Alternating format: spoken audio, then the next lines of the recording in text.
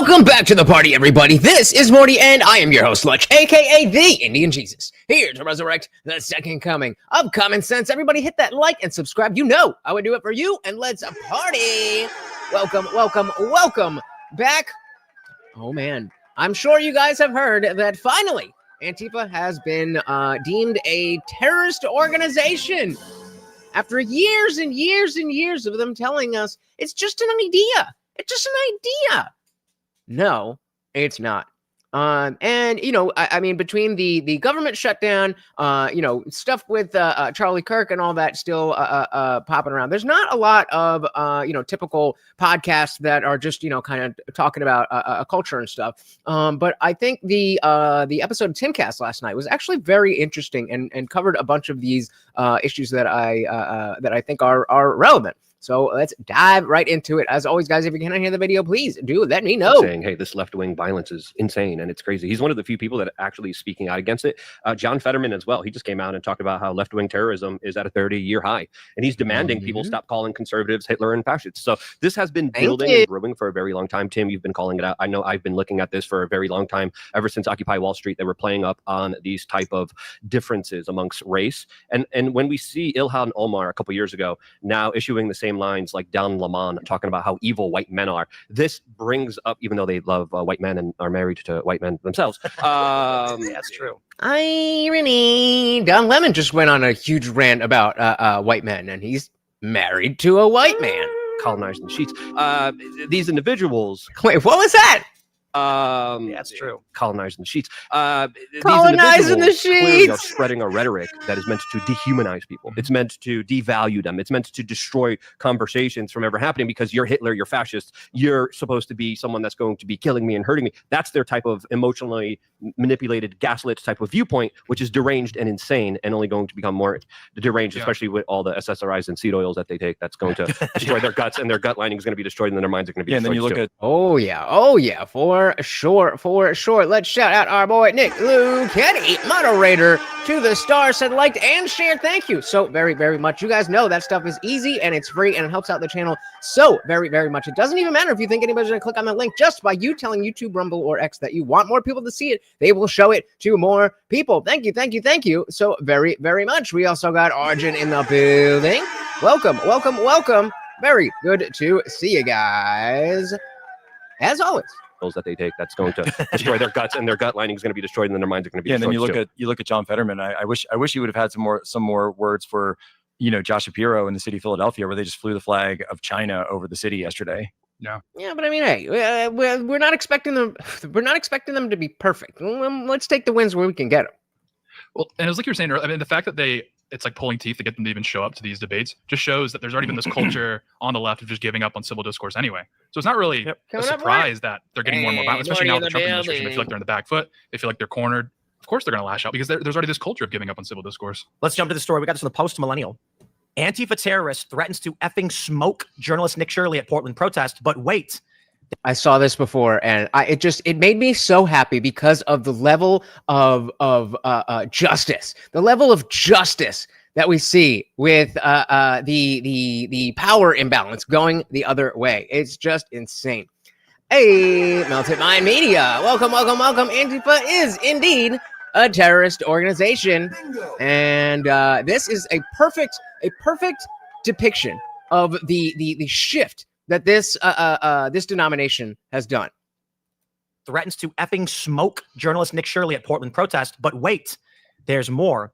On the rooftop, it appears DHS lasered this guy. So I'm assuming they've got counter snipers now for ICE, considering the 3 terror attacks that have happened already. This guy's threatening Nick Shirley for a good couple of minutes. All of a sudden, you see a light flash and a laser lands on this guy. 2 Antifa dudes come up and tell him to, like, hey, look out! They're pointing at you. Yep. And if you're not familiar, Nick Shirley is one of these like man on the street journalists, and does really good work with, you know, just getting in you know, zones of whether there's protest or crime or whatever it is, and usually get some pretty good stories. This is a crazy escalation. It kind of, I mean, if you look at the video too, because I watched this a few times, it almost looks like there's a laser on Nick as well, by the way. It looks like it's just a laser. I don't think it's a rifle. Yeah, and I do think this that is his lav light. Yeah. The laser's clearly on the dude. But Yeah, so they're going to show the video, but they're, he's Jack's talking about this, but we're really talking about this, and we are going to see the video. Let's shout out, hey, welcome to the party, and for exactly what they proclaim they are against. Yeah, do you remember we used to talk about when like a normie who wasn't like obfuscating, but was like confused at the fact, like, what do you mean they're anti-fascist? What do you mean? And it's the exact same thing as like, or what was the example we always gave? It's the Stop Killing Puppies group, and all they do is kill puppies. Like, that is exactly what Antifa does. We got Guanteg. Welcome to the party again. Liked and shared again. Thank you so very much. It does not matter if you think anybody will click on the link. Just text it to your uncle, DM it to someone on Facebook you haven't talked to in forever. It does not matter. It will help. Thank you, and welcome to the party. We are watching the results of the Antifa terrorist organization categorization coming home to roost. The laser is kind of sloppy because it's far away, and you kind of see it kind of move over a little. Yeah, because I think they were also trying to look for somebody who has been. I mean, I don't know, right? I'm just saying I'm not entirely sure. Okay, yeah, that's definitely his lob light. Okay. I have the right to film. You have DHS watching you right there. Lasered on you. You have a sniper lasered on you right now. Boom! Headshot!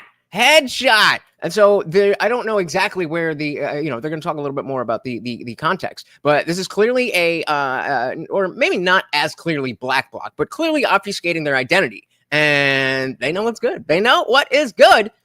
We ain't playing those games anymore. You have DHS watching you right there. Lasered on you. You have a sniper lasered on you right now. Yeah, no, it's just on him. Yeah, so and then this is obviously just the light from his microphone. Well, I'm just saying, I don't know if we can say for sure it's definitely a sniper. I don't think it's a sniper. I think it's just a laser. But who's on the roof with just a laser and white? Like, if you're law enforcement, well, I mean, it's a good scare tactic. I mean, if you don't know whether it's a sniper or if it's just a laser pointer, then you have 10 laser pointers and one sniper, and everybody's acting the same logic behind a firing squad. There's always one empty one, but the others aren't. Like, you want to pay attention to the situation, but obviously until it escalates, you don't want to put a sniper on somebody that you're ready to. I think ICE has got counter snipers because they've been attacked by dudes hiding 100%. In the woods. No, I'm not saying they don't. I'm just saying, based on that, I'm not 100% sure. But obviously, this video, that being said, though, this video infuriates me because this is Portland. Portland has had an active Rose City Antifa has been active in Portland since 2007. 20 years. 20 years they've been active. And who's controlling the streets right there? Right. Nick Shirley is the most peaceful guy you will ever meet in the game. He's a guy who does incredible work. He goes in some of the most violent areas and he's always completely chill. He doesn't get in anybody's face. He doesn't bother anybody. He's, very peaceful. He just reports. And yet this Antifa goon is able to walk up and threaten to kill him, could have killed him. And I just don't understand how we've got to this point. Like, what is the federal government doing? I get that we've got deployments, guys. We do not have positive control of the streets. Well, this is how. They were just asking, why would you want to be on a rooftop with just a laser pointer? Because then, you can help identify problem areas and problem people. That's what we want. These people are, getting bigger in numbers because they're increasingly feeling safe to break the law and do whatever they want. And so isolate them. Again, that's a big part of why they dress in black bloc, so they can all be a mob. If you isolate somebody, now it's a black bloc with a green dot there, that's going to be looked at a little bit different. Shout out to Matthew King. Welcome to the party. To be a way of pointing out a specific person to the rest of your team. Hold all eyes on one guy that's stirring shit up. Yep. Welcome. Very good to see you guys. Guys, we do not have positive control of the streets if you're allowing thugs and domestic terrorists like this psychopath to be able to do that to a guy like Nick. Or, by the way, do that to anybody. Why has this been going on? I mean, since the escalation of the culture war with the battle for Berkeley and all this stuff, we started seeing these clashes. Well, and that's exactly what Tim is talking about. Remember, an animal is most dangerous when it's cornered. The trying times we are seeing just means we are winning. Yeah, I forget who exactly said it like this, but you can see the reaction is getting more violent because they can see that they are cornered. And I mean, depending on what we're talking about, that they is going to be different people. But exactly. Exactly. They don't have the institutional power that they had 5-7 years ago, and they're lashing out. They don't like it. And so while it is obviously a bad thing that we are going through this period of strife, it is an overall sign that the gears of moving the culture, moving the political landscape, it is happening. It has been nonstop that people on the right or anti-establishment press, not even anti-establishment, They like it that way. Non-establishment press, are threatened with violence and death, don't fight back. And we are now in the second Trump term. He could have done something in the first term. Yep. He's not. What are they doing right now? I mean, I like this. Playing with lasers. At the bare minimum, pointing at him saying, we are watching you. And they have started making arrests. I like that the feds are being deployed. I like the National Guard being deployed. I think they should just go out and say, straight up, this is not a peaceful protest. You will be arrested. We're going to arrest you. We're going to 5, 4, 3, 2, 1. You're under arrest. Fair enough. It is weird seeing Tim in plaid. I mean, people showing up to Portland threatening to kill journalists is not a peaceable assembly. That could have gone sideways really fast from you. And I think we all know that. And especially in a post-Charlie, same city, and in a post-Charlie Kirk world, we all have to understand that someone like that wearing black in a mask is a violent and potentially lethal threat. Period. Well, you just have to believe them when they tell you things like these. And he's saying, "I'm going to smoke you." Yeah. Right? We all know what that. We all know what that means. Yeah. Either he really likes him, or. And to Nick, I mean, brother, you can't be going out there by yourself, man. I mean, it looks like he's by himself in this clip. I don't know if he is or not, but even if you have, well, there's at least a cameraman. Matthew King, JD Delay, not familiar with him, just released a video in Portland. The minute he showed up, the protesters singled him out and surrounded him. If you want to drop a link, we could definitely do a side quest for that. While 29% of you said that not all of Antifa is terrorists. What? I would love to hear the logic behind that one. security is going to tell you, because I've dealt with this problem, because I love being out there. I love we all doing do. on the street reporting. I can't do it anymore because you become the story. I don't want to become the story. I just want to document the story. Security is going to hold you back and say, no, sorry, you can't go in there. And they won't protect you, and they can't protect you in these type of situations, especially when you have 1, 2, 3, 4, 5 people, 6 people, 20 people gather all around you. You're kind of screwed. And I've been in those situations too, where they just kind of surround you and they're like, you're a fascist. In Germany, they were calling me a fascist. And I'm like, I'm the Polish guy. Right. Right. And you got Germans calling me a Nazi. And I'm like, get out of here. Wait a minute. They subtract the money. Rioters are paid lots of money to be domestic terrorists disguised as protesters. Yeah, I was just, where did I think I tweeted something about this, as much as I hate that platform, that when I was like first getting into politics, 2015, and people would talk about these George Soros funded protests and, laying bricks on pallets on the sidewalk. And I was just like, oh, what a crazy conspiracy theory. And now I'm like, yeah, they do be doing that. And then, of course, they pounced on me. And then the cop's like, yeah, sorry, kid, get out of here. We can't help you. And I'm like, really? Like, okay, all right. 5 years ago, nice. I was at they were doing this protest to try to tear down an Abraham Lincoln statue. So interesting. Nick says usually if military or law enforcement using laser designators or aiming devices, they don't use visible lasers. They tend to use infrared lasers more often. Sniper rarely use it for aiming. So yeah, it does sound like this isn't snipers being mounted everywhere. And again, that was downtown Portland, but it's not about them being planted everywhere. But it does seem to be more of a visibility thing. That I mean, you've seen it at concerts. If you've been to a concert, then you'll see that the security, they have flashlights. And they'll if somebody's causing a ruckus, then they just go hey, and it breaks it up, just because if for no other reason, like, oh, what is that? And sometimes that's all you really need. So Matthew's got the link in the Discord server, which is pinned to the top of the chat and is free to join. You should definitely do so. Let's see what we got. Jack Chitterelli supports Donald Trump's energy cuts, which could jack up electricity bills in New Jersey. The same Jack Chitterelli who voted to jack up property taxes. High tax Jack. If he's governor, it's going to cost you. They're getting better at blocking the ad block, but another one? Could it be the vegetables? Thank you. How long is this? Any particular timestamp? Right, you guys, we are here just like a short distance away. It seems like we're being followed by a whole bunch of people at this point. But there's still no telling what's going to be going on. Yeah, I don't know. I can hear the helicopter in the background. We have no association. Yeah, Matt, you got a general timestamp of what we're looking for? Well, like I said, the Quartering did a video on the connections, like the CK shooter had to a violent queer radical group, and they're supposedly being funded from overseas. The FBI is investigating both. Yeah, and I mean, there was people like what's his name, Ian Carroll, who like the day of, he was like, Israel did it. I was like, oh, well, okay, maybe. But you know what is really going to destroy that narrative? You jumping on that before there's any kind of information there. The last few minutes, all right, we'll go. What do we got? So, and again, do you know if this is the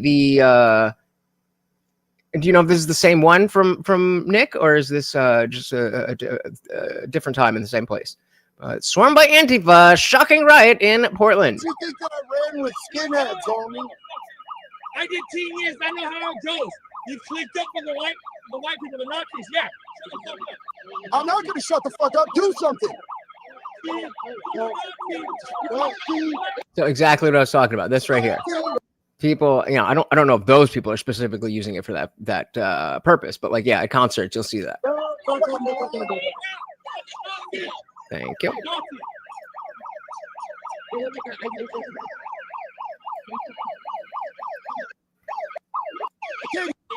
Hey, I think we're probably going to take off here in a minute. Hey, there he is. Are you okay down here, or do you want to get out with us? I'll be all right. All right, bro. Hey, good to see you, man. Good to see you too. So, but I think we'll head out. Let's see a little bit of the... And cops, which is very interesting.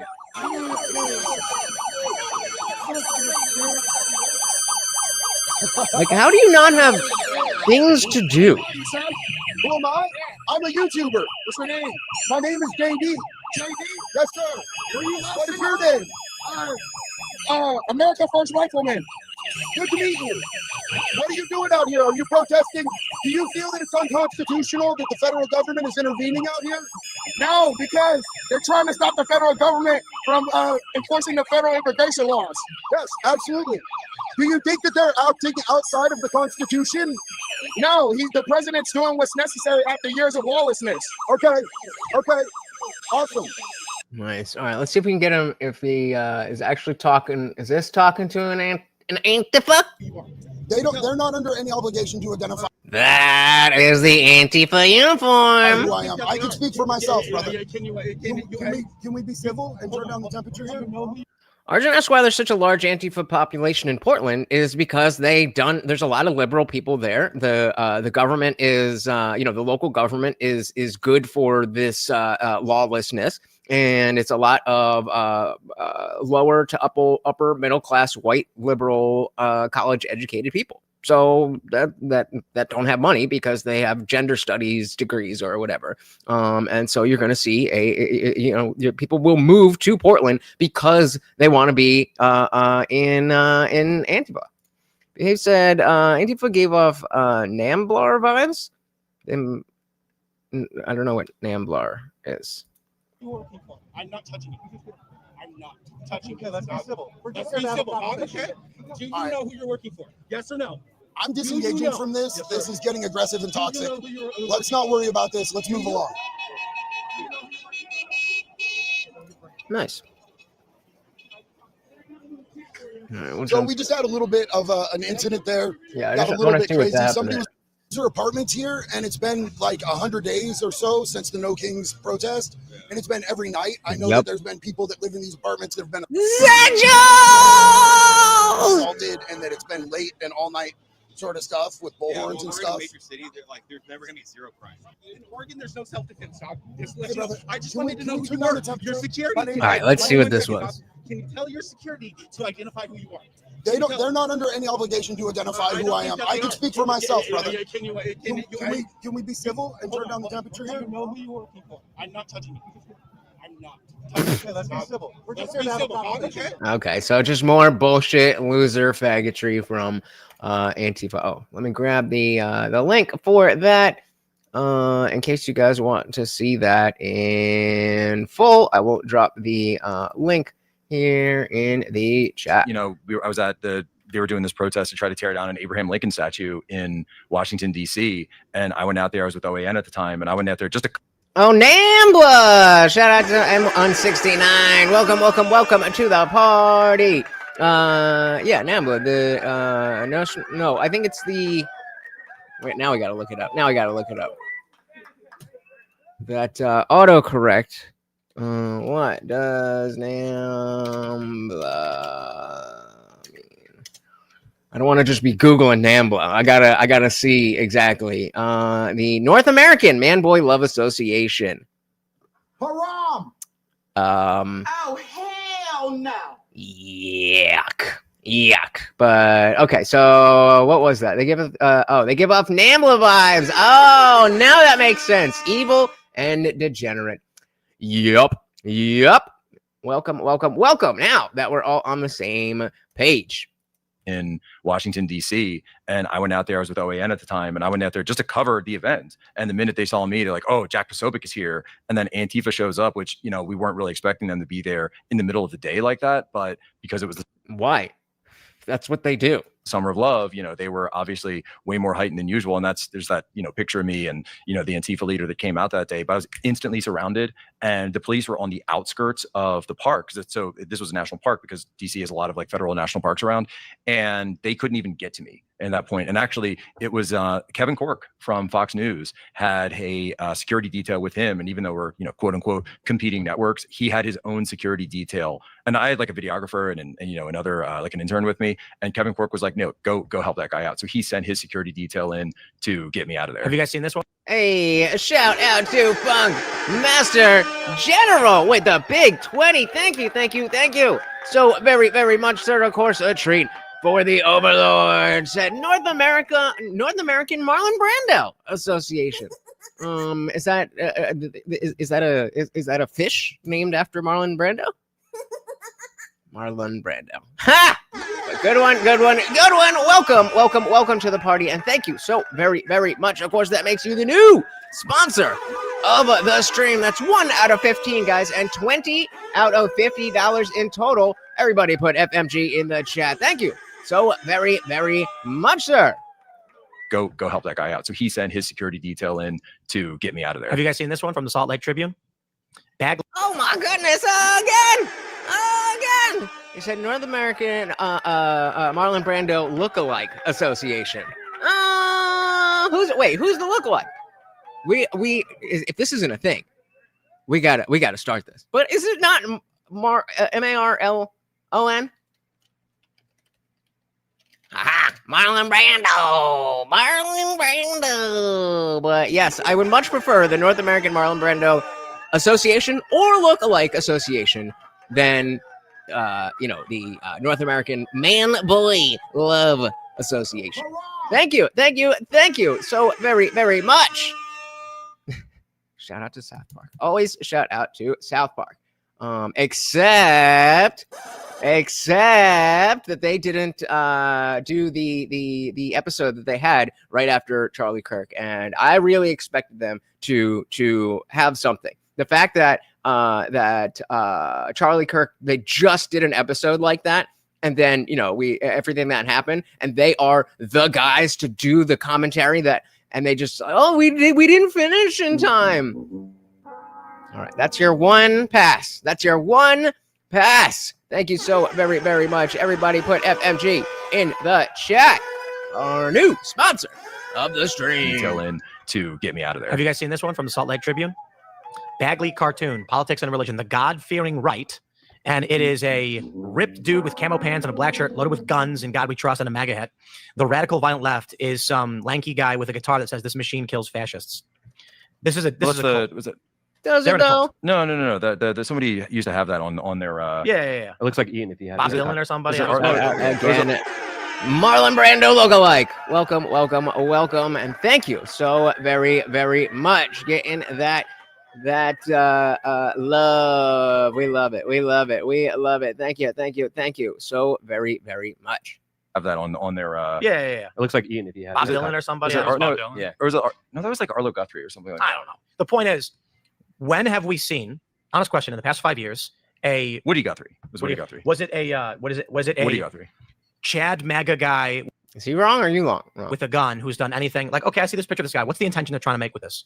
Because I've seen MAGA dudes at the range. I've not seen churches get shot up or kids be killed. I've seen leftists do all of those things. So the dynamic that we're dealing with right now is that while the right, on par per capita has more firearms, but the left is the one that's willing to use violence. And the left is the one that's willing to break the law and go out there and climb up on a roof and shoot someone in the neck. And the right is saying, hey, law enforcement, federal, state, local, which by the way, at Utah worked really well. So I don't want to sound like I'm putting down all of them, but it's Thank like, you, sir. it's like, we don't want to go to that place. Whereas the left is saying, we don't care what the law is. You're a fascist. And by the way, that's what they mean when they say you are a fascist. I'm trying very careful to keep this within YouTube guidelines. But what they're saying is you are next on the list. Yep. And that's what that means. That is 100% what that means. Well, even in the comic, like on the left, in God We Trust, that's a defensive posture. And even with the guitar, with the messaging on there, it's still an offensive posture. Yeah, it's still a within violent leftism, message. It's still It an is a violent offensive message. Yeah, so it's like, okay, it's not as a But you get the firearm, propaganda. So I'm not even sure what the intention is here. It's to say, like, what exactly are we trying to say with this comic? Like, that the violent side is the one that has the guitar and the peaceful side is the one that has all the guns? What? Because I mean, that's how I'm reading it.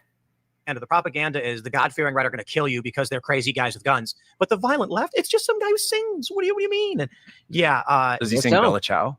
yeah, exactly. And then are they going to lie and claim the Groypers sing Bella Ciao because they think we're morons? But That was a no. complete lie. It was a Complete complete lie. lie. Made up. Complete lie, baseless lie that the Groypers had anything to do with Charlie Kirk's murder. It was done. And by the way, though, it was done in such a way that Jimmy Kimmel, who came out and spread a version of that lie, that it was the MAGA right who did this. And by the way, that's why I, when I saw Joe Rogan laughing about it and that clip of me kind of blew up, I was like, well, look, I don't think this is a laughing matter, because what you're doing is you're painting a target on the backs of anyone on the right saying you are the violent ones and the left are not violent. And it has been, this was a disinformation operation, and it was done so acutely that there's probably something like 30% or more, and I think some of the YouGov polls came out on this, that said that the left even think it was a liberal.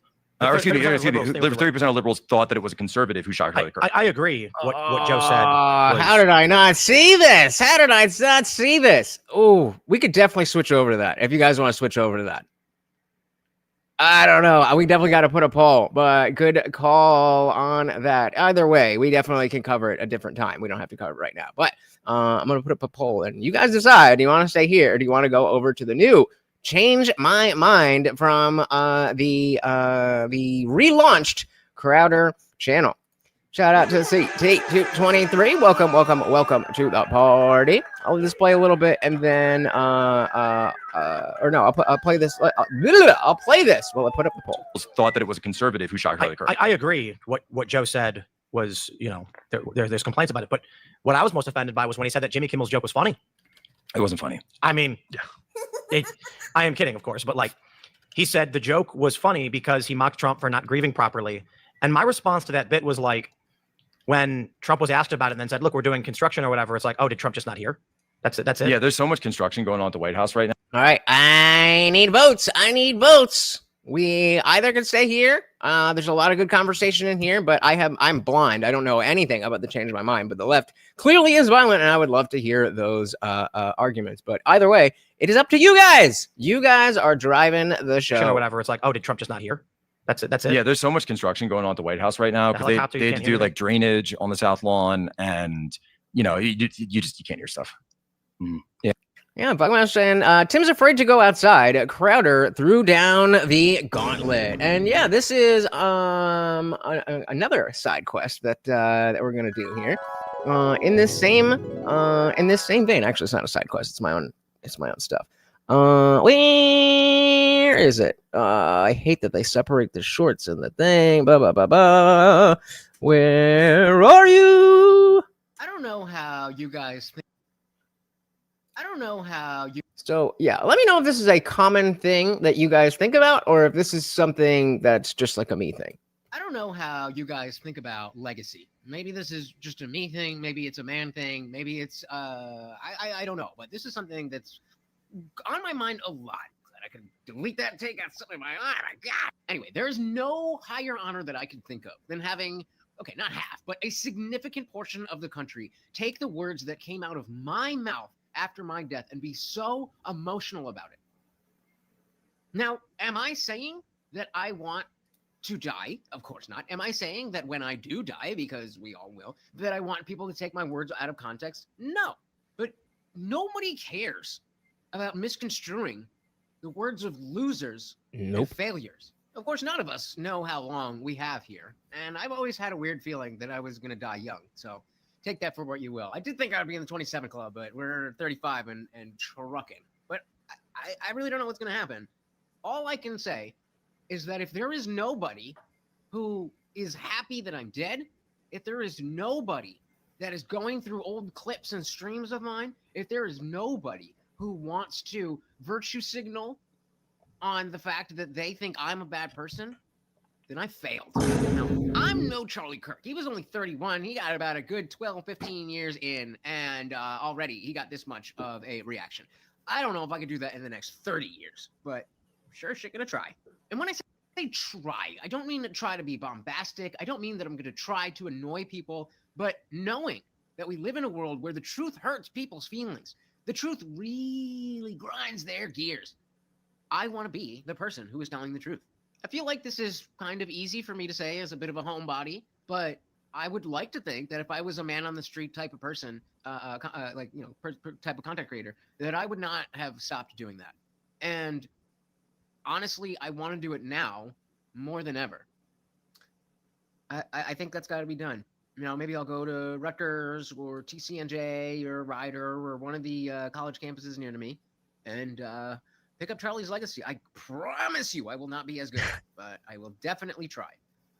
So, yeah, I mean, just the exactly, Funkmaster's bringing up Tim being afraid to go outside and Crowder throwing down the gauntlet. The fact is, I mean, this is the time. This is the time to say, no, your literal domestic terrorism is not going to work on me. All right, so 78% of you would like to switch. So switch. We got Dylan Soup in the building. Welcome to the party. Very good to see you. Oh, and look, it's right here. The reason we're here, and I don't think you would argue that this is unnecessary, the assassination in cold blood is an act of terrorism of Charlie Kirk. Is that political violence? Yup. There we go. You seem so confident on the Hortmans, but not Charlie Kirk. I was just thinking about your question. If that doesn't constitute political violence that could be answered in the affirmative immediately, of course, what would? Hey, YouTube, what you're about to watch is a new segment we call Change My Mind. Welcome back to Change My Mind. It's been a while. Right, we appreciate it. So let's get to it. And yeah, so I do think that, the relaunching is a direct cultural statement that you tried to kill Charlie because you want to shut us up. And it ain't working. Plain and simple, the left is violent. Will anybody be able to change my mind? Let's go. Thank you, Christina, for sitting down. Stephen. Yes, okay. So I'll take that. I mean, you're not maybe super familiar with what we do with these this series. Let me just kind of clarify what it is. First, I'll tell you what it's not. It's not gotcha. It's not clickbait. This is not meant to be, or it won't be used to clip into some kind of a dunk or something just foment people espousing the same rhetoric on one side. It will be. I'm curious to see how or if it is different from the 2017 version, because there was a lot of kind of undercutting of the initial Change My Mind segments from Crowder. And Charlie, I couldn't even necessarily put my finger on it, maybe it's just that Charlie was younger at the time. But I wonder if there's going to be something that changes. Oh, wait. I forgot. I've had this in my freezer forever. And I've just been waiting. To give that to Morty. Yes, that is creamy peanut butter to go in a cup. Let's hit the goal and get Morty some peanut butter. Let's do this. Uploaded contextually in its entirety, where hopefully we have a productive discussion. Yes. We rationalize our positions, reason them. Wait, was there from the beginning here? And so I pulled back. And so nearly that just shows you the ridiculousness of all of it. And so nearly a decade later, with billions of plays, countless discussions, inspired student iterations, one meme of the year, and yes, even a few changed minds later. Somewhat changed here. Changed my mind had grown far bigger than I ever initially anticipated. And with that came pushback, controversy, increasing hostility, and yes, straight up violence.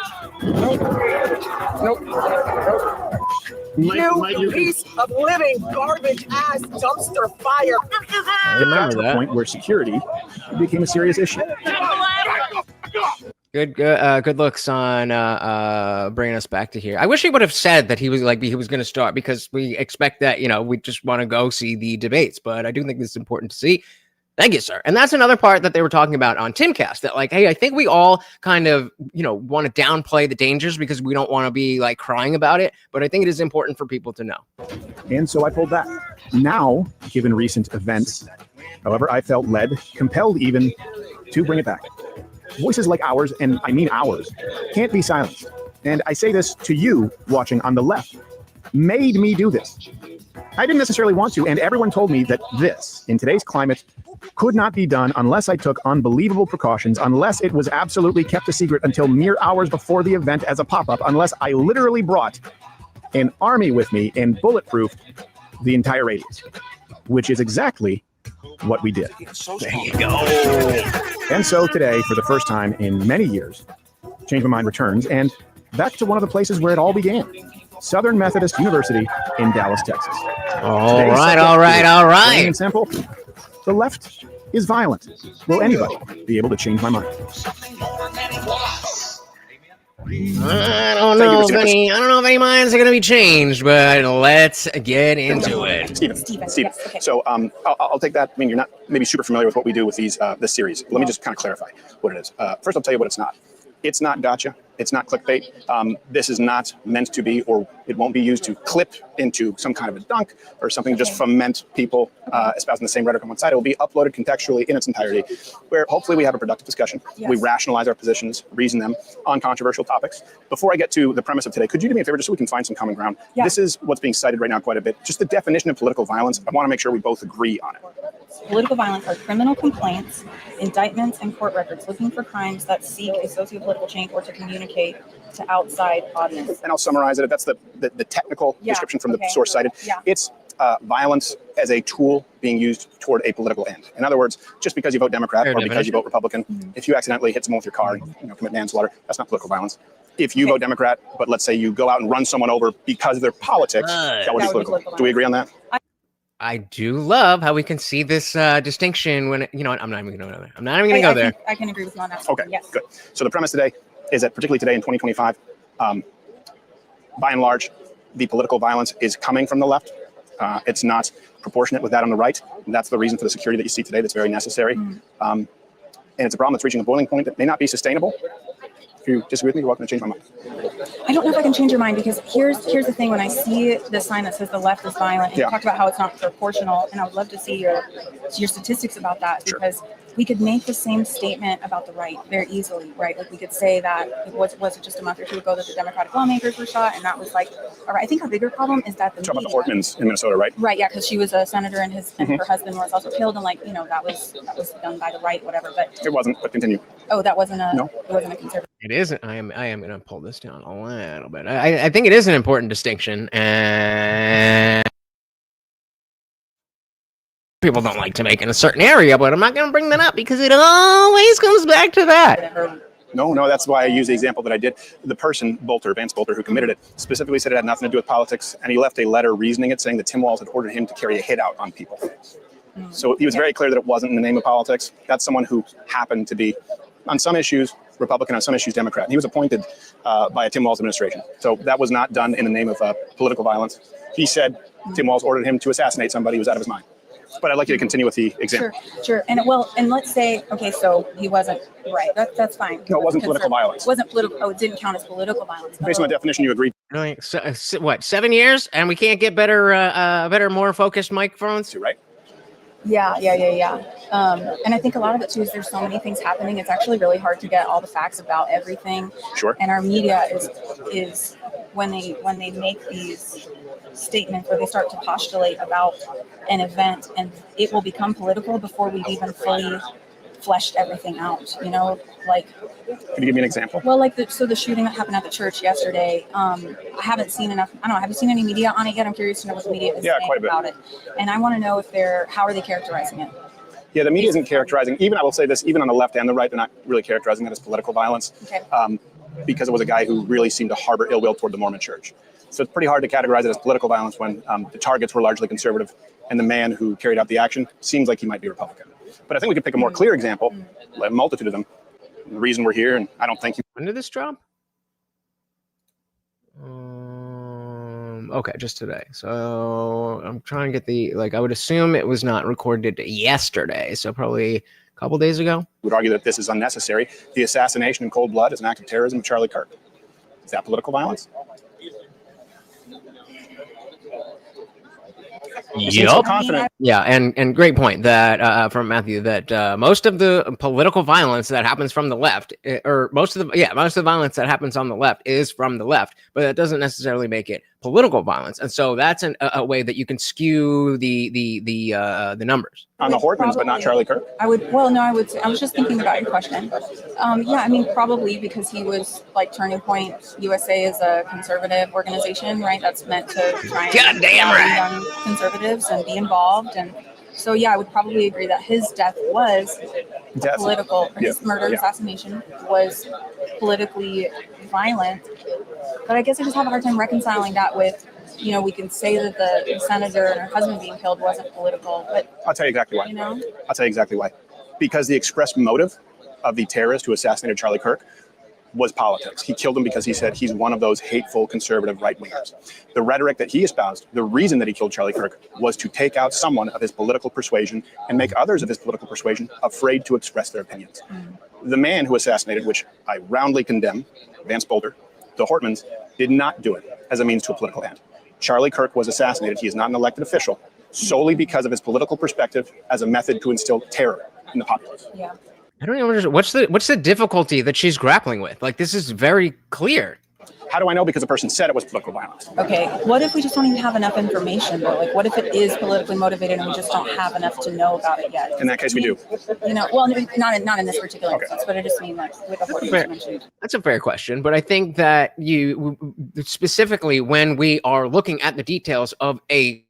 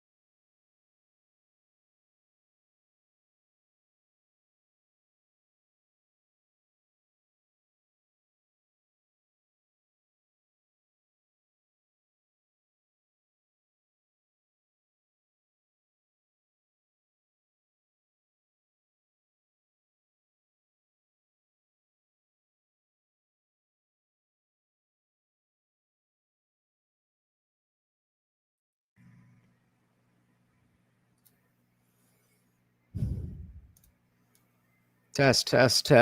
Okay, can we hear me? Can you hear me? Yes, technical difficulties. Struggle streaming. Are we back? Are we good? Give me a thumbs up. There we go. All right, let's dive back into it. Does anyone remember what the fuck I was saying? I definitely had a good point. But in general, I was just saying I don't know what she's struggling with to come to this conclusion. Like, yeah, this is very clearly and obviously political violence. So unless I missed it and they're talking about the church shooter, then that makes a little bit more sense.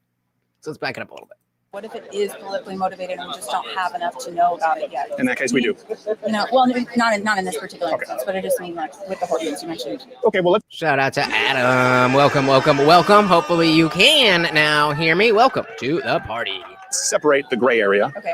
Right. That's why I kind of start with the example. Just because I would assume, let's say, vote Democrat or Republican, just because you commit a crime doesn't make it political violence. I mean, if we did that, we'd have 90% of the crime being committed on behalf of the Democrat Party because most people in inner cities vote Democrat. I don't consider that to be political violence. People have political beliefs and people commit violence. Sometimes they rob a store because they want money. People who commit political violence do so specifically to instill fear in political opposition. They specifically commit violence as a means to a political end. Well, okay, so a political end, but the instilling fear in part isn't necessarily a part of it. I think that specifically with I don't even care what his name is, but the Charlie Kirk shooter, that it was I want this guy to shut up.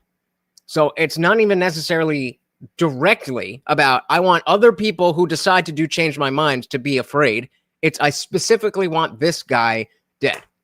Shout out to Equality and Deference. Welcome to the party. Said, liked, and shared. Thank you so very, very much. You guys know how much that is free and easy and helps out the channel so very, very much. It does not even matter if you think anybody's going to click on the link. Just by you telling YouTube, X, or Rumble that you want more people to see it, they will show it to more people. Welcome. Claudia said, even if anti-fuck is done, they just rebrand. They don't go away. That is an important observation. It's not like the people who are wearing black bloc. It's not like they disappear. So while it's good that we have the distinction if they are going to do that, there is a process now where they're going to have to plan what do we do next. Well, I mean, we're supposed to look at the details, right? They specifically commit violence as a means to a political end. Okay. And when we categorize it that way, it's overwhelmingly coming from the left. We do have the sources here that we make this available, so you can take the QR code. So what would make you, because you seem very confident the Hortons was political violence. Speaking of QR codes, if you happen not to follow me on X, click that thing right there. And then it's nuanced with Charlie Kirk. Why? Click, scan, whatever you do with the QR code. Oh, I didn't say it was nuanced at all with Charlie Kirk. I agreed with you after considering your question that it was a political. If that doesn't constitute political violence that could be answered in the affirmative immediately, of course, what would be required to say, oh, this is clearly an act of political violence or political terrorism? If not, and this is a similar type of question to, okay, if you don't believe in God or something, what would convince you? And because of the fact that we're talking about God, then I can say I don't know, but God would, because God is omnipotent. But this you can't play that card here. You can't play that card here because you are. We're not talking about anything outside of physics or anything like that. In the affirmative immediately, of course, what would be required to say, oh, this is clearly an act of political violence or political terrorism? If not Charlie Kirk. I agreed that it was political violence, so I'm not sure where this question's coming from. Well, I'm saying because you came in and pointed to an example that would be in the gray area of Hortman's. It took a long time to agree with that premise of Charlie Kirk. And so what if we don't know enough information? So Charlie Kirk would be very clear left-wing political violence. Yeah. I don't even know. MS69 said Charles Killer wanted to shut up Charlie. That I agree with. The asshats celebrating his murder want to instill fear to all those who'd want to follow in Charlie's footsteps. Maybe some, but I think you're giving them too much credit. I think they're just stupid. And they were like, oh, Batman died. Yay. Batman died. He liked Trump. Trump bad. He bad. He died. Yay. I honestly think that's the overwhelming majority of people who are celebrating.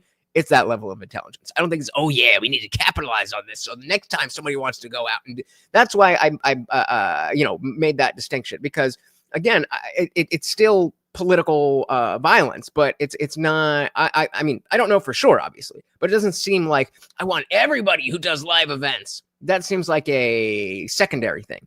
And then, of course, as Crowder's already out there, I've already said I'm going to be doing this. I want to try at least get one in before it gets too cold. But yeah, definitely got to do that. Definitely got to do that. Yeah, they'll adapt. They always do.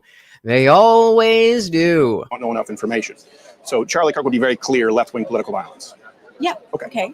Sure. Great. Yes. So there are more examples of that coming from the left than the right. That's the right. premise. Yes. Okay. So you're saying clear examples of political violence. Like Yes. You're using clear violence examples. carried out as a means to a political end. So there's clear information, data that shows us that the left is violent or is more violent than the right. Yes. Not only in crime statistics. Yeah, they feel like, oh, we won. Remember what I always say to you people. This is a game to them. This isn't real life to them.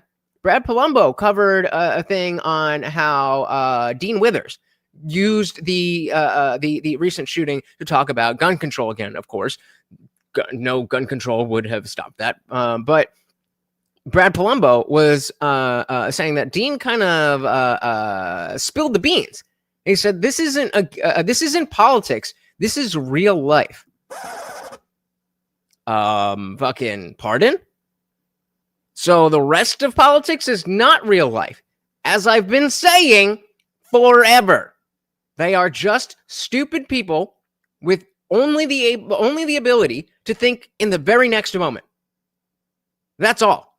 If you had explicitly asked 90% of the people who made a video mocking Charlie's death, if before they had made the video, if you were there to be like, how do you think people are going to react to this?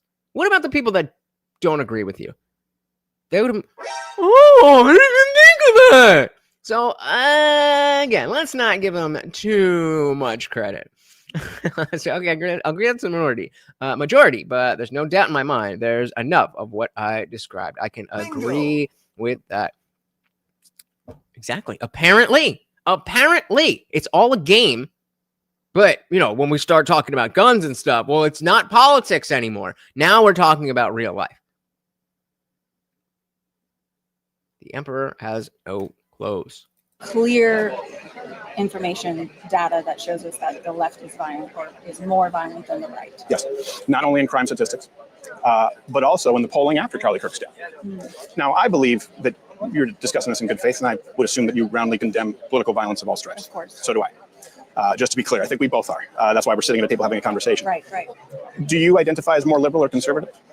I am super liberal, but I think I'm a centrist because I only ever talk to other liberals and women. I mean, I like to think I'm moderate because I hold some conservative views and some liberal views, and I wish we could have a little bit more moderation in our country. Like sitting down and having discussions? Exactly. Okay. Like things like this. Because we get killed for it anyway. Right. Yeah. Only the right. Only the right gets killed for this anyway. Does she have a beard?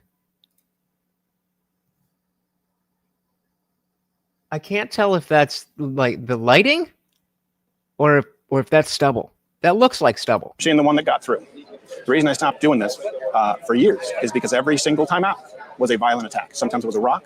Sometimes it was a milkshake. Could be concrete, acid, chocolate, vanilla. I don't know. Doxing, firebombings, Molotov cocktails.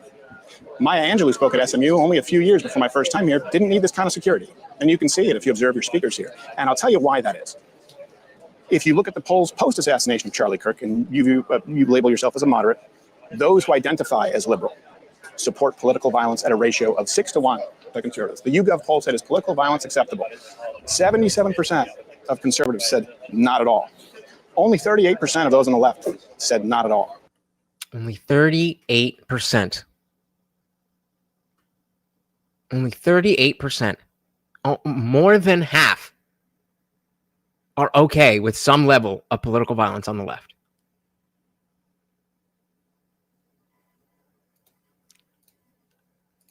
I mean,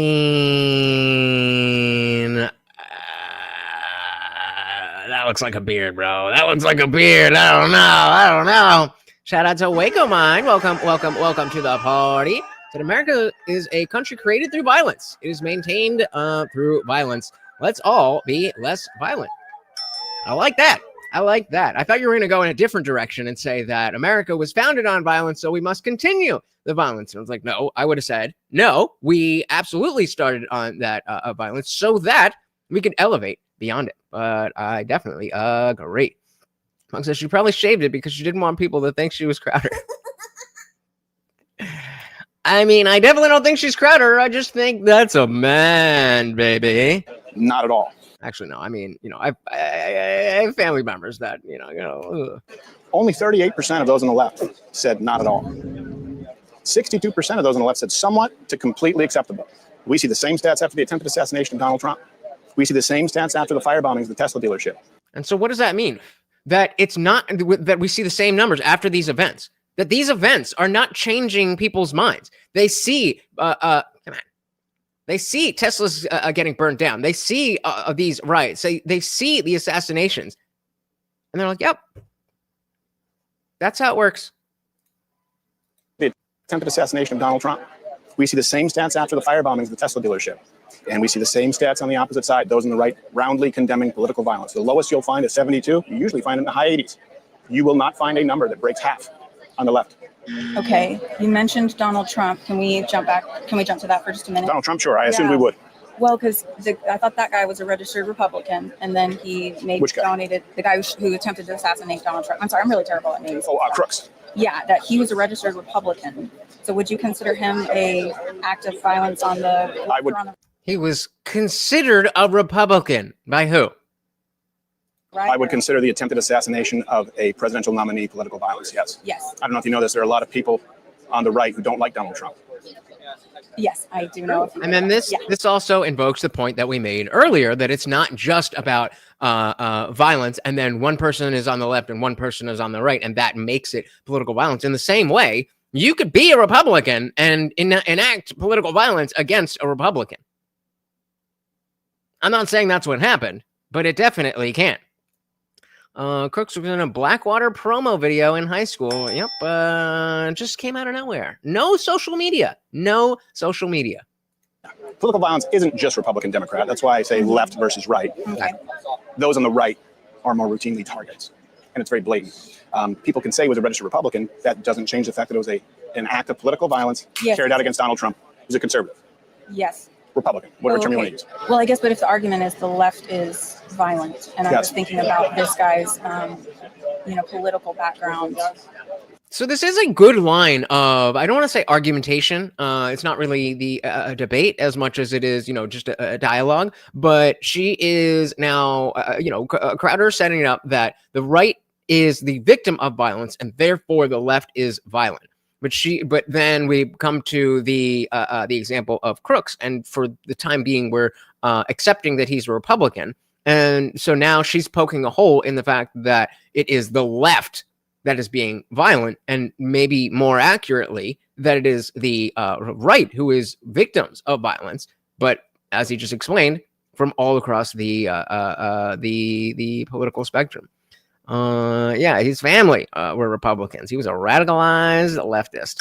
Aren't they all? About this guy's. But again, even just if we accept that he was a Republican, then that does poke a hole in the prompt. Political background from the person. I hear what you're saying, that the right is targeted more often. Yeah, we're the victims of political violence. More often. And much more. So would you classify that specific incident as violence of the right or of the left? Well, good question. And so I think, he would have been, obviously the left is violent is a much catchier thing, but I think it would have been more spot on if he said that the right are, I don't know, something along the lines of the right is more often victimized in political violence. Now, they said in PA, there was a huge push for Democrats to register as Republican to vote in the primary, trying to beat Trump out of the nomination. Yeah, I mean, that's just typical. Certain states you have to be registered in the party in order to vote in the primary. And so this is a very common thing in those states. I don't think New Jersey is one of them. I should know that, but I don't think New Jersey is one of them. I think New York is, but either way, yeah, it's a very common thing where you change your registration every cycle so that you can be part of the primaries. I think that's a good move. The more say that you can have in the political process, the better. Which guy? The Trump shooter? I'm pretty sure he was like 20 years old or something like that. Most9 said she's obviously not aware that people will register as the opposing party to vote in the primaries to tilt results. Bingo. There you go. Yeah, New York. Yep. That specific incident as violence of the right or of the left. Well, the target is... Well, no, I mean, technically, yes, but he only shot in defense. So that's not, I mean, technically by the virtue of he shot his gun, yes, he's a right-wing shooter, but he is a right-wing shooter who only shot in defense of his life as pedophiles were chasing him down the street in a riot. So... specific incidents as violence of the right or of the left. Well, the target is the right. The target was Donald Trump. So the net result is the same. We are often the targets of violence. Yeah, but the left, including someone who may be a moderate Republican. Yeah, the left is still overwhelmingly violent. And I point. See, she should have stuck on that point. She's like, all right, yeah, I'll agree with you that the left, I'll agree with you that the right is way more victimized. But your claim is that the left is violent. Now, again, I agree with that. But when we're in these debates, then that's the including someone who may be a moderate Republican. Yeah, the left is still overwhelmingly violent. And I point to those polls that you can peruse from YouGov, from Reuters, not bastions of conservatism, along with the rhetoric since then. Here's another smart thing. He didn't say the left is more violent. He said the left is violent. And so people are trying to sit down and say the left is not violent. Well, it doesn't really matter how violent the right is in the context of this debate, because we're just establishing that the left is, in fact, violent. One thing that you can't point me to. And we can go through the stats. And I know you probably heard from the left that actually there's more right-wing political violence. They're off. I got to dilly that. Oh, man, he was literally protecting his NAMBLAS. We can go through the stats. And I know you probably heard from those on the left that actually there's more right-wing political violence. They're often circulating that right now. I can disabuse you of that notion relatively quickly. I think we find common ground there. You still can't point me to an example that is comparable on the right of Charlie Kirk, someone who was not an elected official, a public figure who was really notable. And of course, they don't. Of course, yeah, and I don't, and they don't count Kyle in there. I don't think so. That would be egregious. But if they did, then it would, of course, be ignored on the backdrop of months of nationwide fiery riots. So yeah, some states have open primaries, and others you have to be in the party. And so I do think it does make sense to register for whatever will allow you to get as much say in your local politics as possible. So it is what it is. Not an elected official, a public figure who was really notable for nothing more than expressing his opinion and having conversations, who was assassinated in cold blood and then gleefully celebrated thereafter. And I hope that as someone who's moderate, you understand why that's so concerning to us on the right. When we host vigils and memorials, and the left is so completely fearless of their own consequences that they kill one of ours and show up to the memorials and vigils and desecrate and vandalize. That is the information that creates the powder keg. Yeah. The only off-ramp would have been, hey, we kept saying that people like Charlie Kirk, by the way, he was much more moderate than I am. I am Genghis Khan or Attila the Hun. Wait till they realize that he was the moderate one. But on what he just said, I do, again, want to take a little side quest. AJW dropped this video earlier. We're not going to go through the whole thing, but I just want you to hear what this guy got to say. How many of y'all have kids? I'm just curious. Here's what I need you to do. When I tell you this story, think about your kids.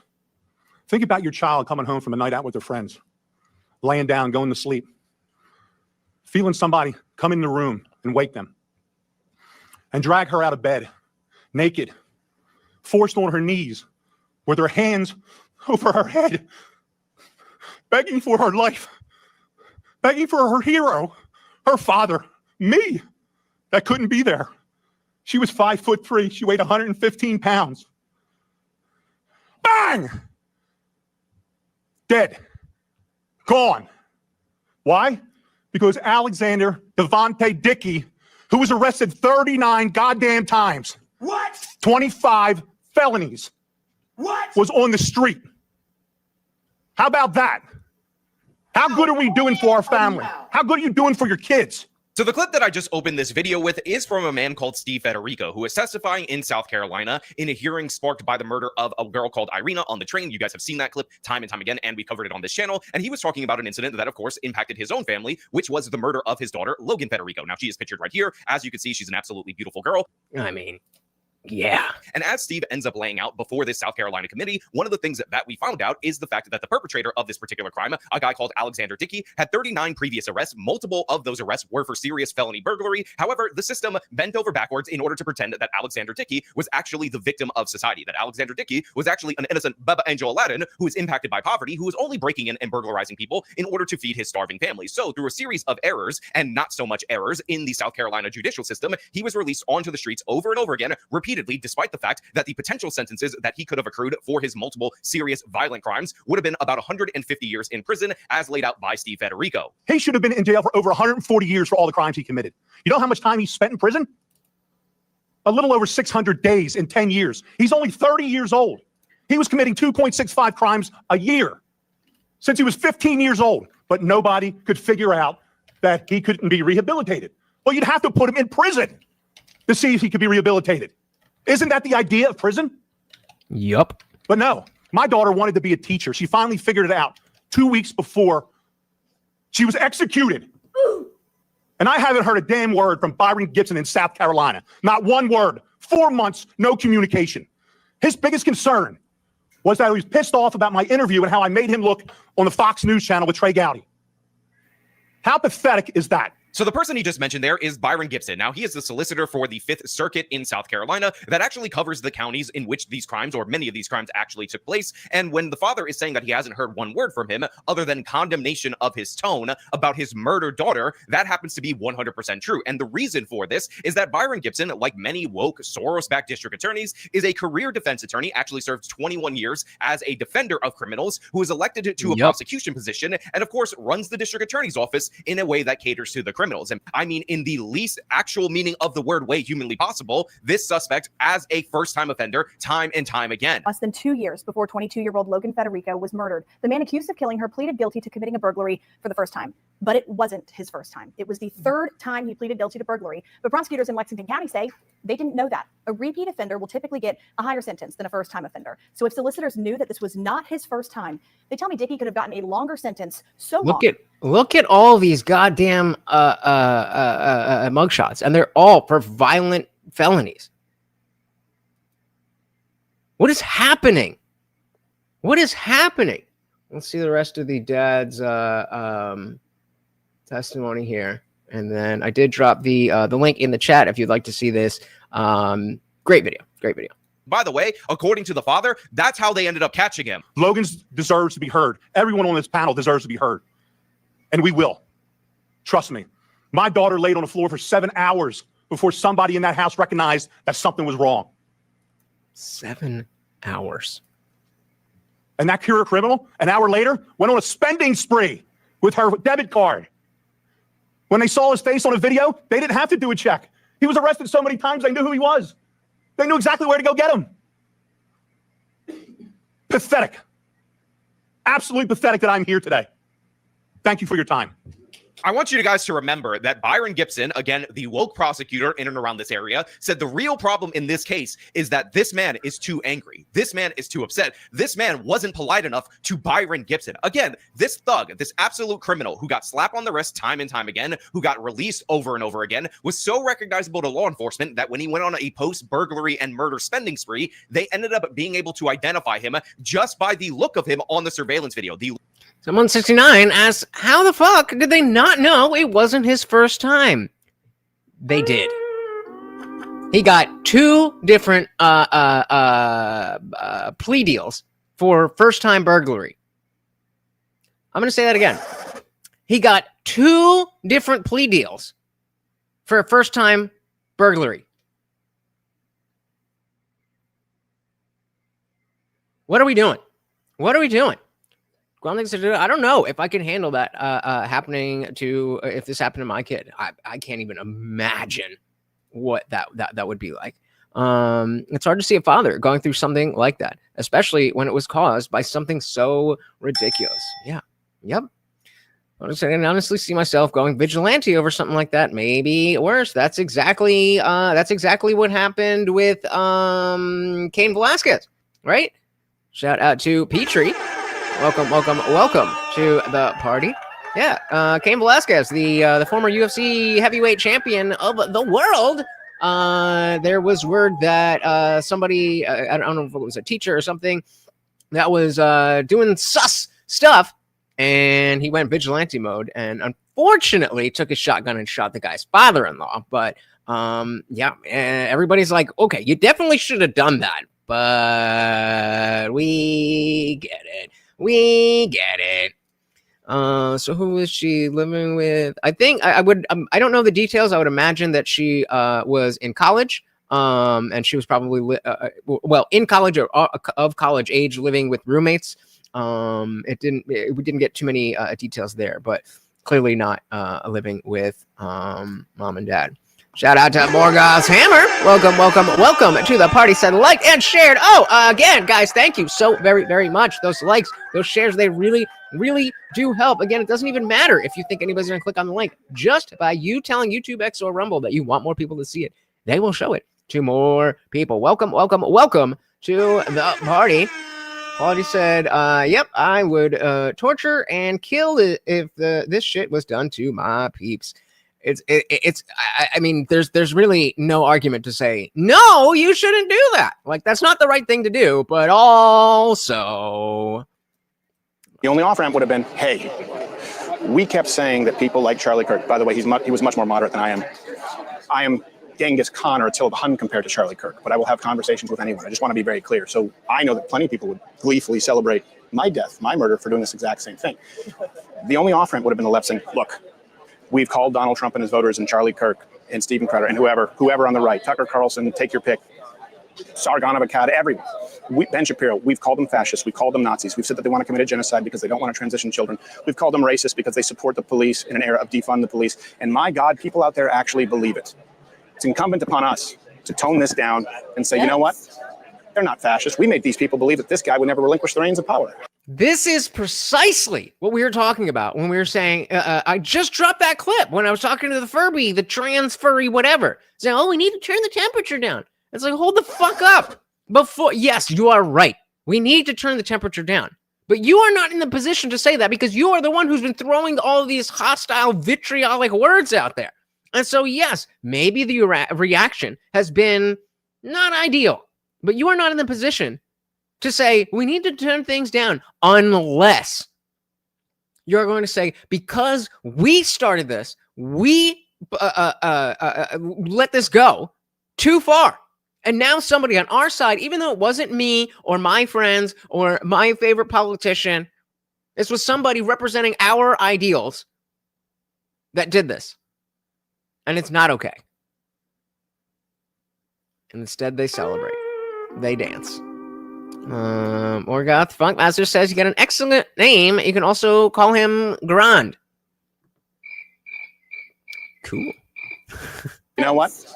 They're not fascists. We made these people believe that this guy would never relinquish the reins of power. How do you deal with fascists? You can't do it in a ballot box. If I believe that there was an actual government right now that was executing blacks, as the left has said about the police force, if I believe that there was a leftist government that was actually fascist, that would jail any and all political dissidents, if I believed that the left was committing a genocide against white conservative Christian men, and if I believed that that administration would never host a democratic election again, I'd be out in the streets with a gun. You have a huge... Here's a new thing, guys. I'm just going to try to do the copy paste so that I could bring the Rumble chats up as well. So if you see it's my name and then you see some weird shit, then assume it's something else. It takes too much to do the from equality or from Morgoth. So, you guys are smart. You'll figure it out. The statute of limitations on genocide? I don't think there is one. Host a democratic election again, I'd be out in the streets with a gun. You have a huge portion of Democrats who believe that about Donald Trump and his voters. Yeah, I mean, I believe you saying that people believe that. Absolutely. That's very different between the right and the left, isn't it? Yep. I mean, I don't know, Stephen. It feels like you don't know. It's so polarized right now. It's even hard to find common ground on anything. You know, like I was just thinking about the sign, and it's that the left is violent. Yes. Then when I sit down, it's actually the left is politically violent, and so it's kind of it's a modifier, right? We're modifying our conversation. Kind of, but that's implied if you're talking about the left being violent. Like politically is implied a little bit, and so. No, what I'm doing is matching the intensity and the rhetoric of the left. Kamala Harris and Joe Biden have said the right is violent. The political right is violent. And I'm doing what they are unwilling to do, which is sit down and have a conversation. I don't believe it's nuanced. I believe there's black and white, pretty clear-cut, good and evil in this one. I believe there's pretty black and white, clear-cut who's responsible for the political violence. But I will discuss it with anybody. So did Charlie Kirk. And they kill us anyway. So I'm matching their rhetoric that I can fit on a sign, but I'm doing the work that the left is not willing to do and having a conversation. But I don't know where we go from. If we have these conversations and short of a brigade coming in, we get assassinated. The left doesn't fear that. I would disagree, though. I think the left does have their own fears about it. For a minute. Maybe it's not exactly the same, but I think there's a lot of fear out there. It's just not. It's just yeah. There's a ton of fear, but is that fear justified? We all saw that TikTok from when the election just happened. And that black girl was like, I'm gonna wake up a slave. Yes, there is very real fear. Just like there was real fear with the rapture last week. But that doesn't tie to reality. Exactly. She said she's been so effortlessly brainwashed that she's not able to see that the right are mostly peaceful people. And even those that are not are willing to not be indiscriminately violent. All of you guys in here saying, "Oh, I don't know if this," like that's not indiscriminate violence. As Morgoth's Hammer said, not strictly justified on ethical grounds, but when you drive people to true fury, ugly shit happens. And yet. Where is it? Where is it?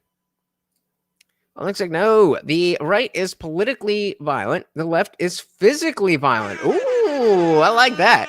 They're not the same thing and shouldn't be treated that way.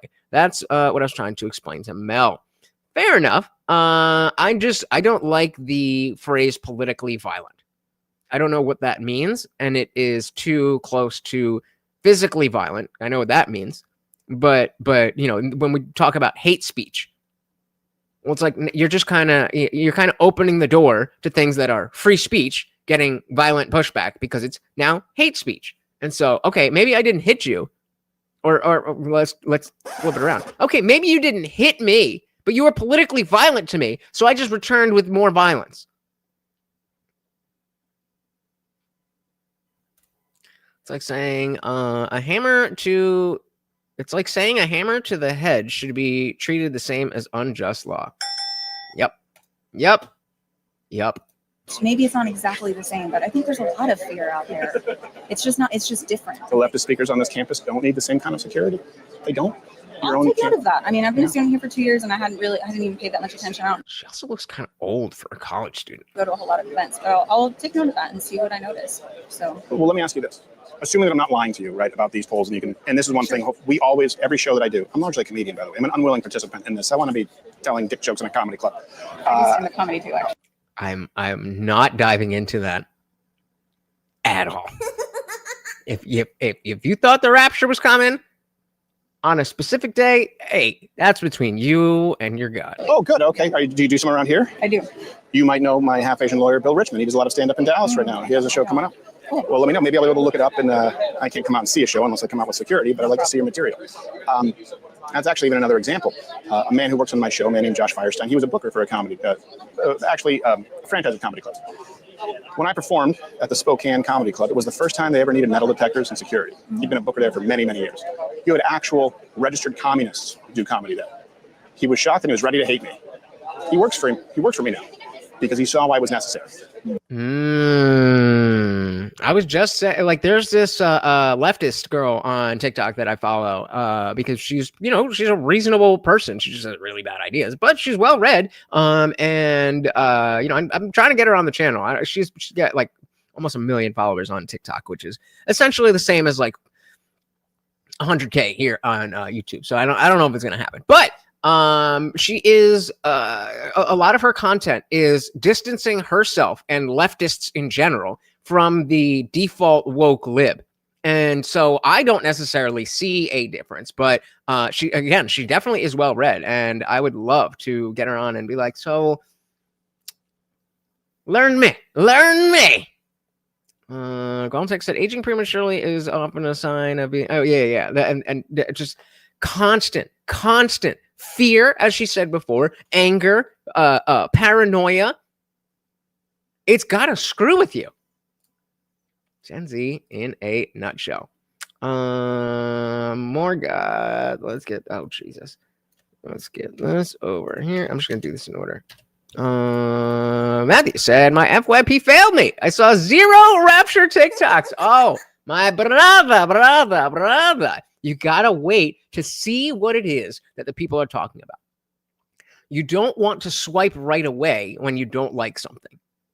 You swipe when you realize that you don't like it. So wait, because there's a lot of stuff that you don't know about, like the Rapture. So you see some whatever, let it play, see what it is, and then be like, oh yeah, this ain't for me. You got to play the algorithm before the algorithm plays you. She's getting her 10th degree. Probably.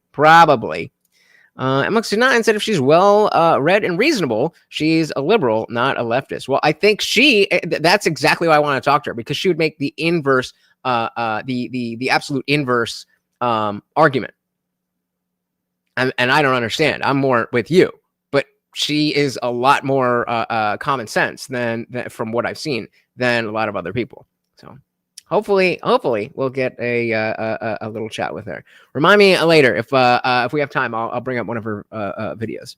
Wegman said violence, the original authority from which all authority is derived, is highly flawed. It inevitably leads to more violence. Force, which is effort with energy. Voting is the use of force politics.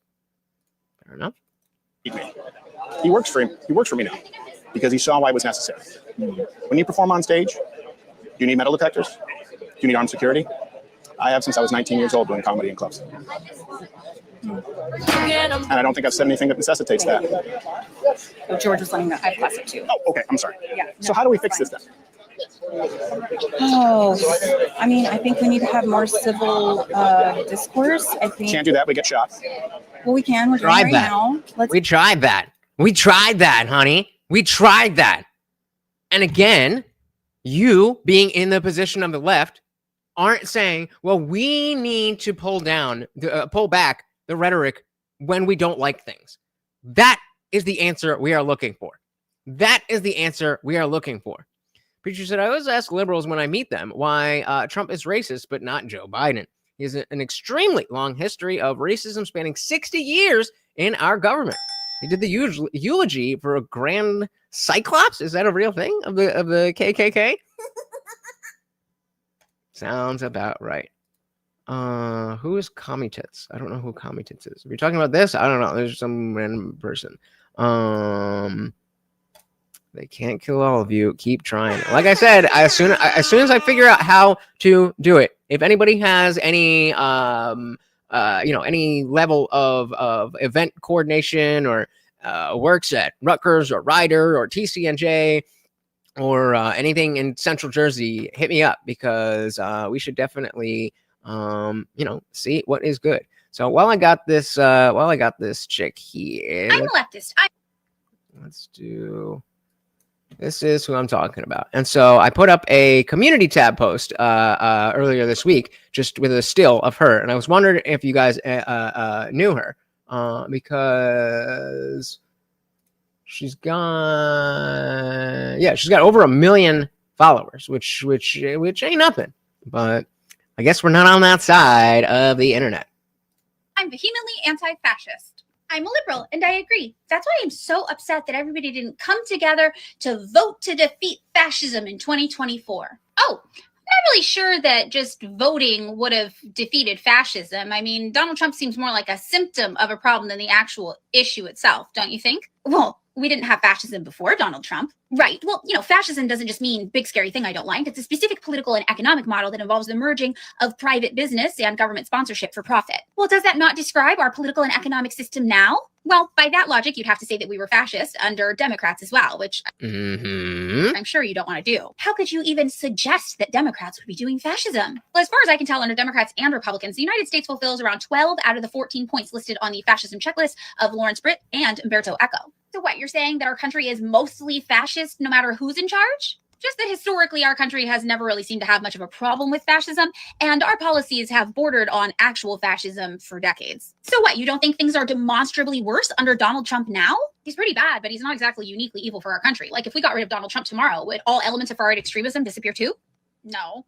Right. And were there not elements of far-right extremism very prevalent in our country before Donald Trump too? Like, the KKK literally ran our local governments for decades. Okay, that's fair. I guess that the United States has always had a lot of far-right extremism. Okay, so doesn't it seem more like the system of capitalism continuously produces bad, evil men every 4 to 12 years? Think about Ronald Reagan. Think about Richard Nixon. Think about both of the George Bushes. But this is different. Donald Trump is uniquely bad.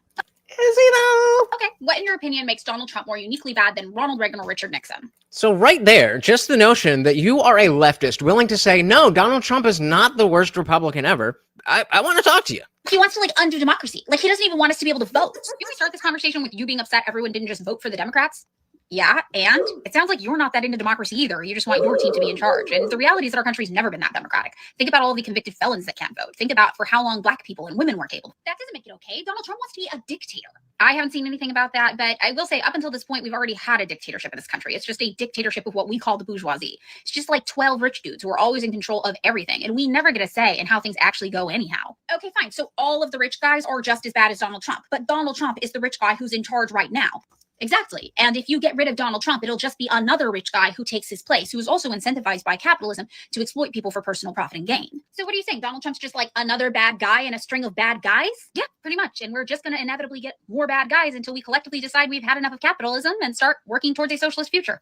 So that's, of course, where she loses me, but I'm interested in the conversation.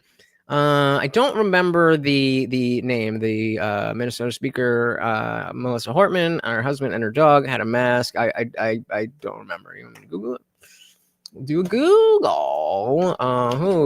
Whoa, caps. Who? What, how did we double caps?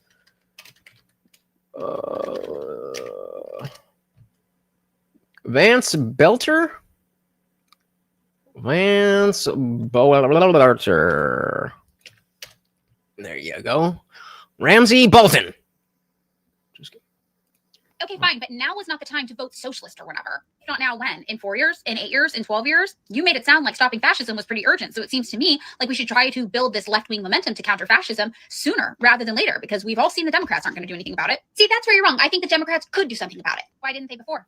I'm sorry, what? Why didn't they before? They've been saying Donald Trump is the most evil fascist on the planet since 2016. Why didn't they do something to stop it in the last 4 years when they had political power? Because we didn't vote for enough of them. Barack Obama wouldn't even codify Roe v. Wade when he had a supermajority. What makes you believe that they would stop fascism if only they had the numbers? I don't know how, but this is a privilege to take. This is a privilege to take. And I'm gonna it's privilege to want to build a long-term system that viably has a shot at defeating fascism? Yes, you should try my strategy of continuing to do the same thing over and over again, but expecting different results. Okay, good talk.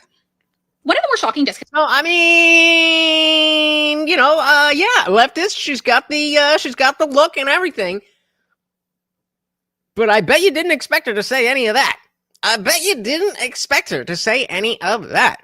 Yeah, that's where my mind is. That like eventually UBI or some type of socialist-esque, socialist coded thing. It's going to be a tipping point. It's going to be, 20% of people, their jobs are taken by automation or AI, and it's not enough. And then as soon as it hits, 40% or whatever, then everybody's going to be like, all right, we got to fix this. Yeah, that's where it seems like that's where she thinks we are, or at least we could be, but we ain't there yet. All right. Those of you who watch this, I don't think we're going to be able to finish the whole. Well, maybe we could. But if it's worth skipping to the next person or whatever, I have not seen this. I'm going in blind, so you let me know. Morgan said, should felons vote? And women definitely shouldn't.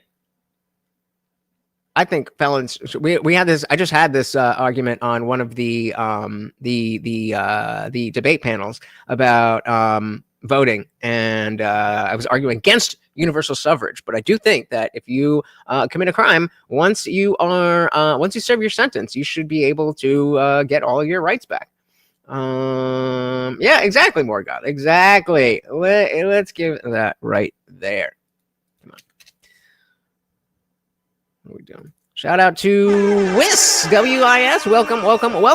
Said, I felt that socialism also leads to tyrannical governments, does not have a good track record, and some of the worst regimes in modern history. Bingo. Which is precisely why I want to hear what she has to say. From watching her other videos, it's not like she's just making this up. It's not like she's just listening to somebody feeding her opinions. She clearly has taken the time to read Marx and Lenin and all these things. So she has a worldview.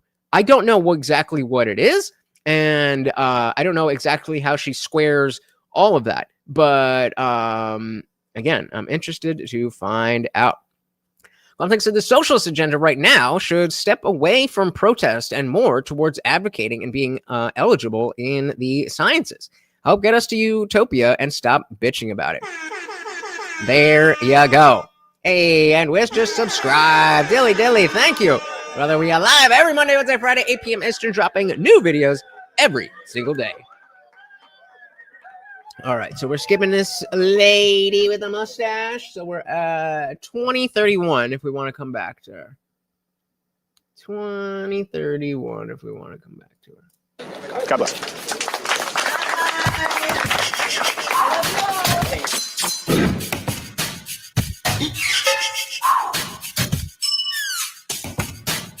Well, that was surprisingly productive. And I say surprisingly, not in the context of change my mind, but in the context of what we see in today's social media highlight reels.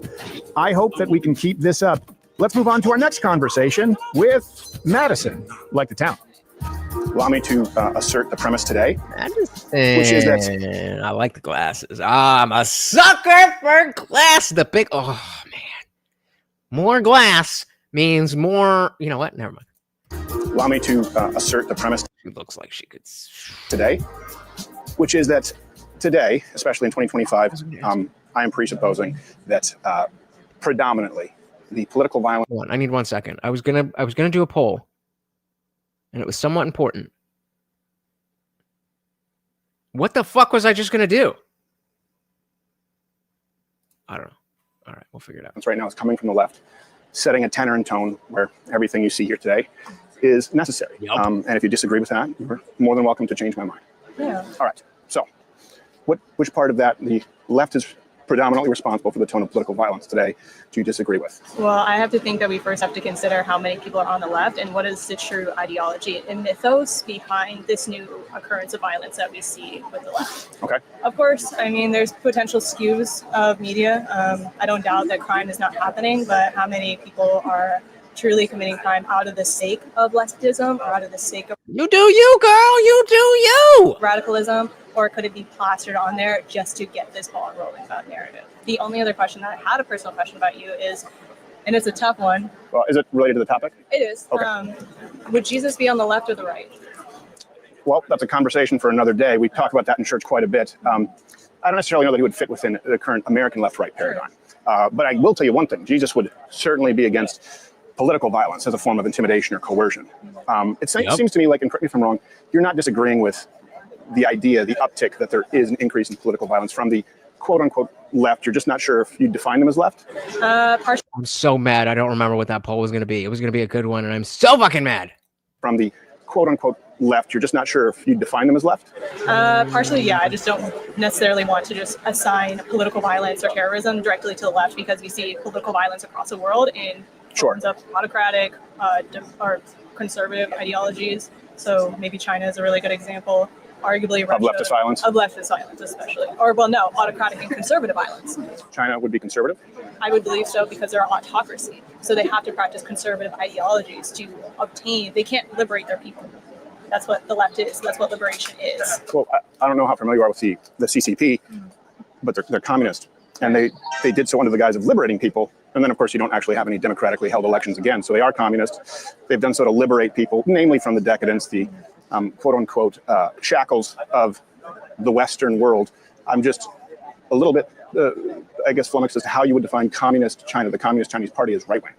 Well, because she doesn't have any other framework. Like everything is just black and white. Everything is left or right. Left is good. Right is bad. And so communist China is bad, therefore right wing. These are first order thinkers. They do not have the ability to think beyond that. It's not about it's yes, it's stupidity, but it's bigger than that. It's not a lack of using your intelligence. It's a fundamental lack of the ability from the start.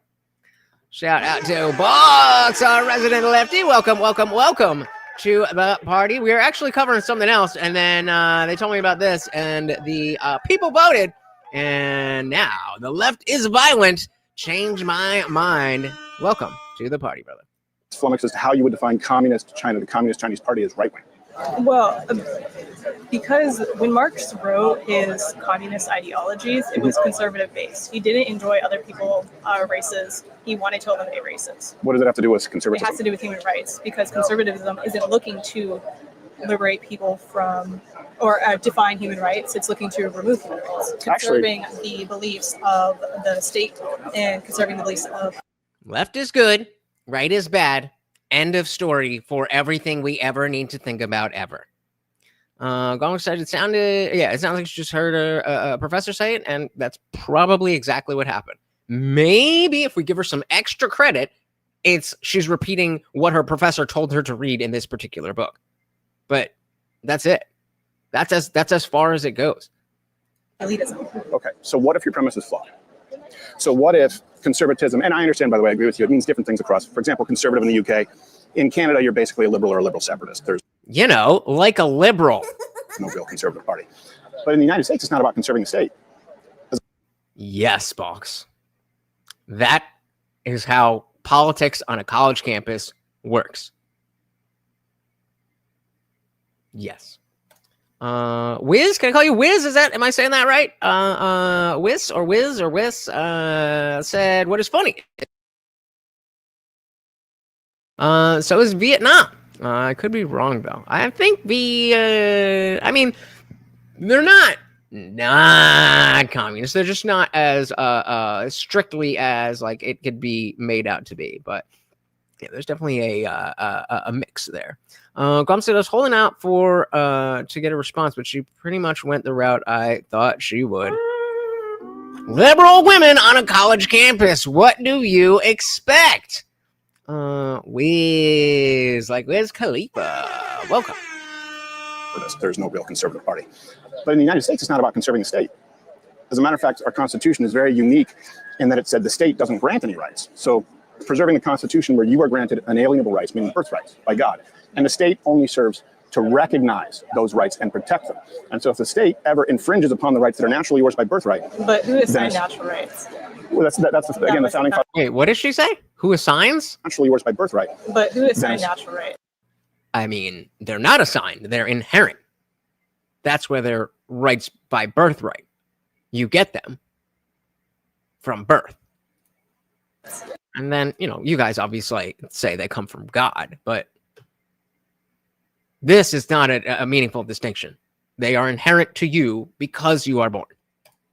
State ever infringes upon the rights that are naturally yours by birthright. But who assigned natural rights? Well, that's again, the founding fathers would be concerned. But natural rights being Republican. Well, this was before the Republican Party. Am I correct? This is the Republican Party. Yeah. But I'm just confused. So you would say that communist China, conservative. I would say it's autocracy that uses conservative. Okay, but how is that conservative? For example, you say doing away with races. How is that conservative? It conserves their power over the state or over the nation. So you believe that conservatives want the state to have more power? I think that we define conservative beliefs by our Republican values. What does that mean? This is where we need to drill down and get a definition. What is your definition of conservative or Republican? Or just what do you think that Republicans believe about this? Who said it? That it's just no clue what actual conservatives believe. And it's very obvious because without much drilling down, she's floundering and just throwing out buzzwords because that's what she's supposed to do. Conservative beliefs by our Republican values. But conservatism across the globe looks very different. Okay. Well, I agree that different parties, because there's also the Conservative Party, for example. That makes two of us. Whereas here at the Republican Party, we're talking about conservatism in the United States. It seems to me that your presupposition is that conservatives, Republicans want more state control, want more government power, as opposed to... And she's nodding her head. The Democrat Party, liberals, okay. That would apply over healthcare, what you can eat, what you can drive, taxes. They're more liberal, more open-minded on the left with those policies. Okay, I would just disagree with that, considering if you just look at marginal tax rates and you look at gun policy, you look at speech policy, you look at energy policy, what you can drive. But going back to political violence, you said you wouldn't want to... Is the stream skipping or is that just my thing on YouTube? Ascribe the uptick that we both recognize, political violence to the left. What would be required for it to be ascribed to the left? That's a good point. Conservatives around the globe, like conservative means a very different thing in a different context, in a different government. And yep. On to the left. What would be required for it to be ascribed to the left?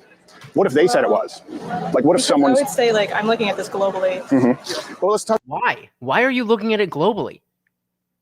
Because you don't have anything to say about it nationally? About here in the United States, because that's what we're discussing. Yeah. Like, what I'm asking you is, what would be required if someone were to commit an act of political violence and you consider it on the left? What if they said it's because they're on the left? Would that count? I wouldn't say so, no.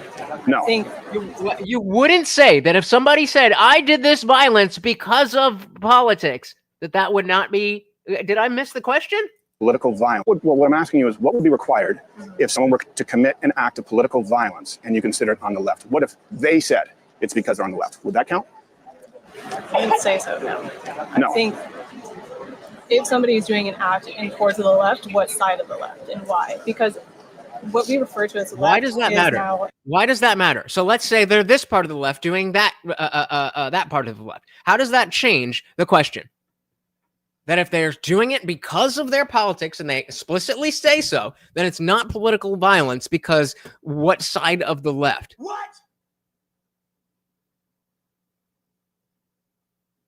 Huh? She's been taught to think of herself as a global citizen. I think you called it. Yep. We said the Soviet Union fell because of a workers' strike. Also, tens of millions of people were killed under the Soviet regime and China. It's not, it's not the, well, and again, this is why in her brain, this makes sense because Soviet Union bad, China bad, right-wing bad. So obviously they're all in the same group. Stupid. I said, I can see the stream. I can see the stream, but I can't hear, please. I'm hoping that's a joke. And I'm assuming that all of you guys would have said you can't hear me. But, all right. Side of the left and why? Because what we refer to as the left is now a religion and ideology. I would agree. I would definitely agree with that. Well, we'll give her a dilly-dilly for that. The left is definitely a religion.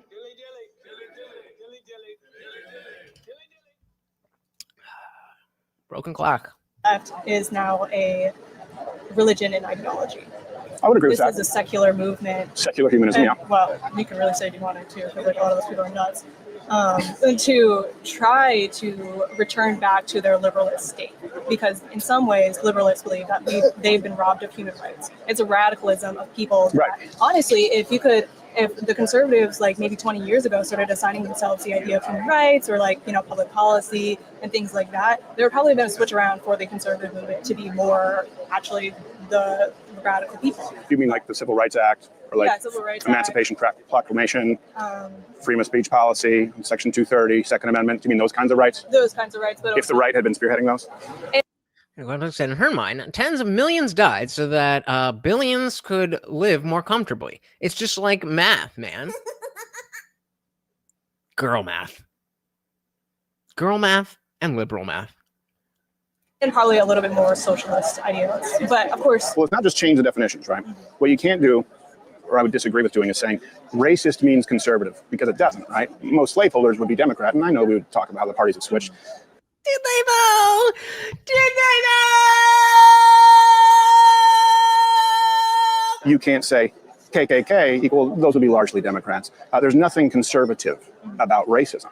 There's nothing. Again, I think that we're so that's or saying that parties. Yeah. And so I was right. She sees bad equals right, left equals good. So anything bad is on the right, anything good is on the left. Stupid. You can't make this shit up, bro. You can't make this shit up. Racism. There's nothing. Again, I think that we're so that's or saying that parties and Democratic parties when conservatives. That's what we're doing. We're discussing it here in the States. Assignment of Republicans, because if you want to argue that Republicans were liberating people, wouldn't that constitute as a left nowadays? Why would that be left? Because they're liberating people from slavery, and it's a Republican mindset. We don't. No, I don't see how that would be left at all. As a matter of fact, I think your fundamental flaw that I would argue is this idea that the left is more concerned with individual liberty. That makes sense why you would ascribe conservatism to communism. I think you'd be hard-pressed to find anyone who agrees with you. But right now, on the political... You got it backwards. Maybe all she literally needs is someone to explain, like, you know, all of those things that you think are bad things and are part of the right, those things are actually on the left. You know all of those good things that you think are on the left? Yeah, that's actually the right. So, welcome to conservatism. That's exactly what I was saying. Yeah, I you know, shout out to Charlie for always being able to bring the discussion to the core. Now, this is a different context, and I completely understand. But I think the crowd being there is a big factor in the level of just pure entertainment of the interaction. Again, I get why you don't want to do that. But that is definitely a big part of it. Conservatism to communism. I think you'd be hard-pressed to find anyone who agrees with you. But right now, on the political violence, let me ask you this. Karl Marx, he was a conservative. Wanted to do away with the nuclear family, wanted to seize the means of production and distribution. I just won't agree with you that anything about that is conservative. Political violence, the assassination of Charlie Kirk. Using conservative with Republican ideals. And the Republican ideal is to protect the family. So, yeah, and with left, we should get a definition of what conservative means and what Republican means, because you're using conservatives do Republican value. Well, so okay, I understand that those are not the same things, but how are you understanding them to be different things? In ways you could say it's conservative. Sure, family, yeah, conservative. Again, and Karl Marx wanted the state to be in charge of the family. That is the American perspective on conservatism. Okay. But the arrival, like what is liberalism, what's conservatism, we can't assign it to American Republican Party or Democratic Party because people hold left-leaning views in the Republican Party. Sure. We can say that Republicans want to liberate the world from war nowadays, at least with Donald Trump's administration, and that the Democratic Party wants. Crowder, you gotta fix the sound. You gotta fix the sound. Charlie was doing this with hundreds of, maybe thousands of people around him, and it was perfect. And I'm here with some girl whispering in the background. Wanted to do more war in what is it, Bush's era, right? Democrats definitely want to do more war. Not that Republicans don't, but you know, definitely. Did she? Morgan is asking, did she just define Karl Marx as a conservative? Because Let's go. Agree. Wanted to do away with the nuclear family. Wanted to seize the means of production. So far, we're at the point where she's saying that the right wants more government control. Production and distribution. I just won't agree with you that anything about that is conservative.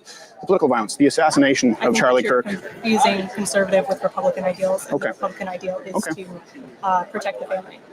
In some ways, you could say it's conservative. Now, they would just find something else to say. I need this, or I'm oppressed. Sure, yeah, conservative. again, And that is Karl Marx our- wanted the state to be in charge of the family. That is the American perspective on conservatism. Okay. But the arrival of like what is liberalism, what is conservatism, we can't assign it to American Republican Party or Democratic Party because people hold left-leaning views in the Republican Party. Sure. We can say that Republicans want to liberate the world from war nowadays, at least with Donald Trump's administration, and that the Democratic Party wanted to do more war in what was it, Bush's era?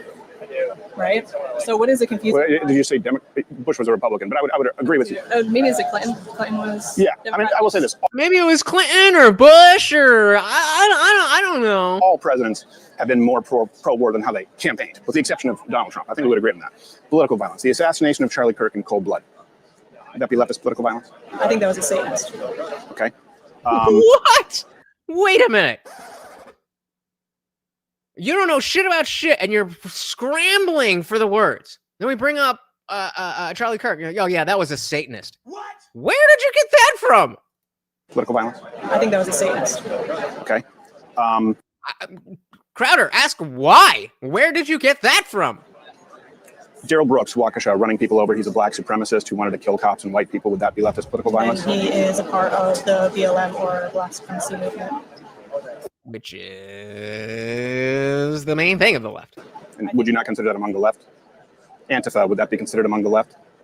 I think that they're assigning themselves a party to assimilate with, but that doesn't necessarily, it doesn't account for leftist values because the left is. So they don't believe exactly what I believe, but they vote in the way that I vote, but they think different things, so they're on a different... Sorry, I didn't mean to hit the board.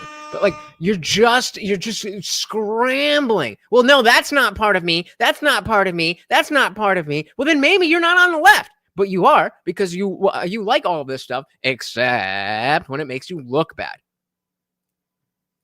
With, but that doesn't necessarily, it doesn't account for leftist values because the leftist. So let me ask you, because I don't want to waste too much time on this. How would you curb political violence, right? The whole reason for crime statistics is a risk assessment to see who's most likely to be victimized to prevent it in the future. I get that you're in college and I understand that things can be kind of nebulous or abstract, but there are real people dying, right? And some of them are people I've known sitting in this exact, okay. So where is the violence coming from in the country right now when you take into account Charlie Kirk? I mean, what just happened here down the road at ICE or Alvarado, I'm not sure how it's pronounced as well. We haven't gone more than 3 days in the last 3 weeks without significant acts of self-identified leftist terrorism. How would you curb it? If you're going to curb political violence, and it seems like you're not willing to say that anything. She's going to say, well, everybody needs to turn down the temperature. Thing is political within the paradigm as it's universally recognized. What would you do? I think people need to go off social media. They're becoming radicalized through that. Okay. How much time can you spend on TikTok, like cycling through the same, like violent ideologies? Because conservatives can have. I'm banned from TikTok because I said Xi Jinping has a small penis, so that's the Communist Party. Yeah, I was saying the left and right is a spectrum. Not everyone has solely right values or left values, except people like her. Or at least that's what she thinks. Because again, left equals good to them, right equals bad. So anything that I think is not bad, otherwise I wouldn't think that. Therefore, everything that I think is left. Everything that I don't think is not left. And not left just means right. So all of these things that Crowder is giving examples of Crooks and Dower Brooks and Ryman and all these things, these are all very clearly examples of left-wing political violence. But because she doesn't specifically co-sign then she's trying to obfuscate that it's not the left. Not that this part of the left is something that it needs to be dealt with. It's just that's not part of our group. That's a different thing. But it's not, is it? TikTok. I can say Instagram as well. No, I'm just saying. Yeah. I agree that social media can be very toxic, but we're seeing real acts of violence. So assuming that you can't wave your magic wand and ban all social media. Are you meaning in terms of like policies? Like if I had a seat in... Well, we need to identify the problem. Where do you think the political violence is coming from more right now? I think on a global scale. In the United States. Oh my God. In the United States. In the United States, I can't speak on the United States because I don't think it's just the United States. No, but that's what the conversation is today. I can't speak on violence in the United States where I currently live. But I can speak about it globally. What? Can you though? Or are you just running from the conversation? Like said, do conservatives show care or concern when liberals have concerns? Do liberals share care and or concern when conservatives have concerns? I think there's a good amount of lack of care and concern for the other side on both sides. But I mean, I think there is a difference that when you're talking about care and concern, maybe not. But what we don't have is vitriol based on a disagreement.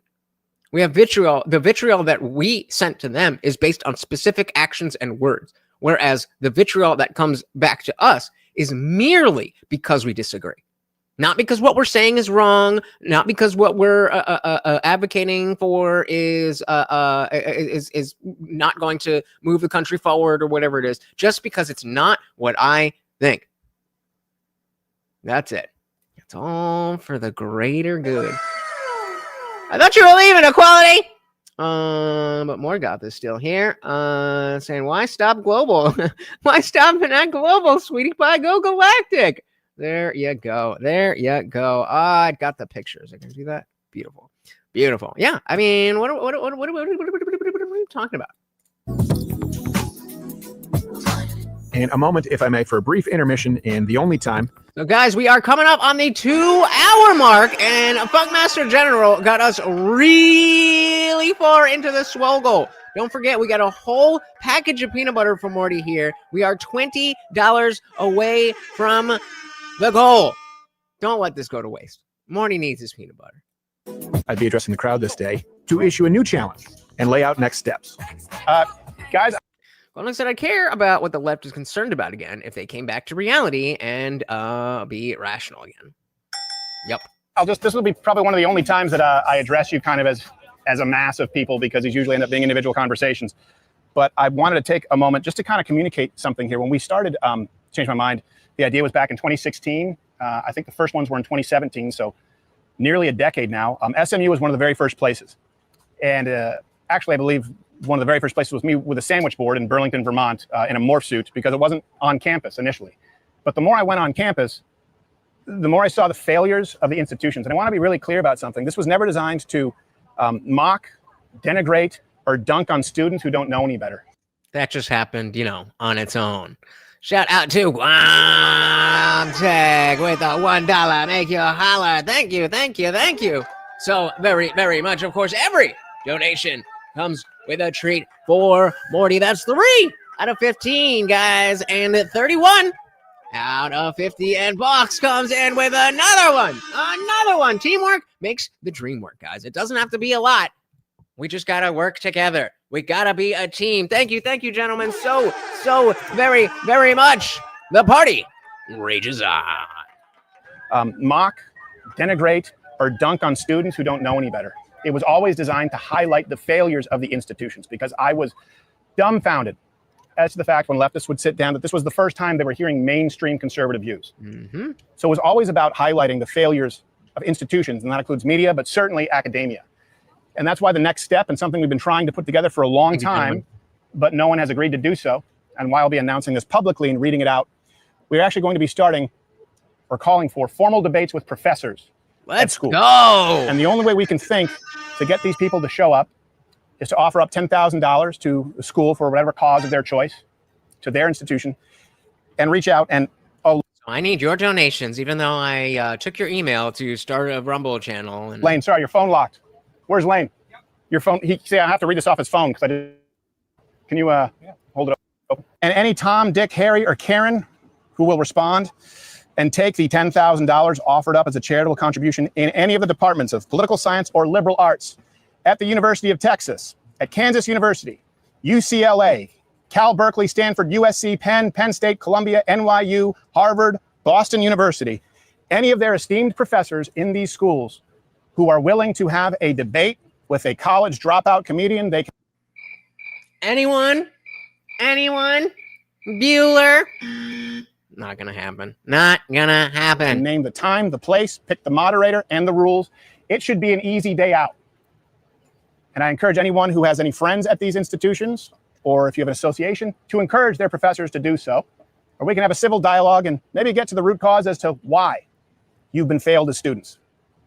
No, have you been failed as students? I don't mean you got an F. I mean you've been failed by life. Oh, my goodness, Box with a big 10. Said next time you want to overgeneralize the left, just think about what old Box would think about it. Just a normal guy. He wants people to do well, a normal lefty. Indeed, indeed. Good advice. Good advice for keeping things kosher. No, good advice. Good advice. Thank you so very, very much. Of course, guys, that's less than $10 away from the goal. And don't forget, even though we got the peanut butter, we still got the Swole Stream push-up. So every $2 is a push-up. It's been weeks. It's been weeks since I've done a push-up. Thank you so much, Box. Maybe get to the root cause as to why you've been failed as students. You've been failed. It's time to go straight to the top to the people who failed you. We'll announce this publicly and post this list publicly. And I'll update you guys. If anyone reaches back out, no luck yet. I very much appreciate you doing the work that your professors in many cases refuse to do. Thank you. Yep, agreed. Morgonsheimer said, we need more normal lefties. More boxes. More boxes, please. All right, now back to the regular programming, the changing of minds. I do. I don't know a lot of the specifics on the government shutdown, but it is very clear that there was the left has played up the notion of a government shutdown being the worst thing ever, and now they're in the position to make a deal. And you would think that since they think that the government shutdown is so bad, that they would be willing to come to the table, but they're not. More hypocrisy. No principles, just positions. Wiz said the education system needs to be reformed because violence goes unchecked and radicalization is pushed. School choice is very important in fighting this. Completely agree. Box said he's pro shutdown, but it's not actually a good thing. Elaborate a little bit more on that, sir? Meet Andrew. So I'm asserting that today, by and large, the tone, the temperature in this country, and the majority of political violence is coming from the left. Okay. And it's reaching a really serious boiling point. I've been observing it for a long time. Yeah. Doesn't mean that violence doesn't occur across the board, but predominantly from the left. If you disagree, you're more than welcome to change my mind. Yeah, so one thing, I'm curious where you think that political violence comes from, just kind of as a general. Entitlement. It comes from entitlement. And again, why are you put the fucking microphone in the person's face so we can hear them? Shout out to Caucasian Sasquatch. Welcome to the party. Yeah, he's put himself in the crosshairs on purpose, as will I. I will do the same exact thing because I am not going to let some faggot who ran away from shooting from 2 football fields away stop me from doing what I want to do. I've always wanted to do stuff like this. And now I've got all the more reason. So come and get me, bitches. Come and fucking get me. I'll let you know. I already know. I'm either going to be at Rutgers, TCNJ, or Ryder. But I will fucking let you know where I am. If you want to come and fucking shoot me, that just means you're stupid and can't argue. And I'm tiny, so you could even just try to beat me up. I think that political violence comes from, just kind of as a general. Where the violence on the left comes from? Just where political violence, comes from, or on the left specifically, either way. Yeah, well, I can tell you where it comes from on the left exactly. Yeah. I can tell you because I've been on the receiving end many times. So the reason I stopped change my mind for years is because every single time out there was some kind of attack. Yeah. For exactly the kind of conversation we're having right now. Right. And the ones that you've seen. I don't come out and instigate, but some people yell at me. I didn't know, though, that all the people that get paid from the federal government when there's a government shutdown, they get back pay. Just, of course they do. But it's like, bruh, of course. We said the violence stems from their beliefs as victims and their mindset of resistance by any means necessary. Bingo. They think the right are oppressors. You got it. Exactly. It's because every single time out there was some kind of attack. Yeah. For exactly the kind of conversation we're having right now. Right. And the ones that you've seen. I don't come out and instigate, but some people yell at me. Rocks, concrete milkshakes, Molotov cocktails, slashing tires, doxing.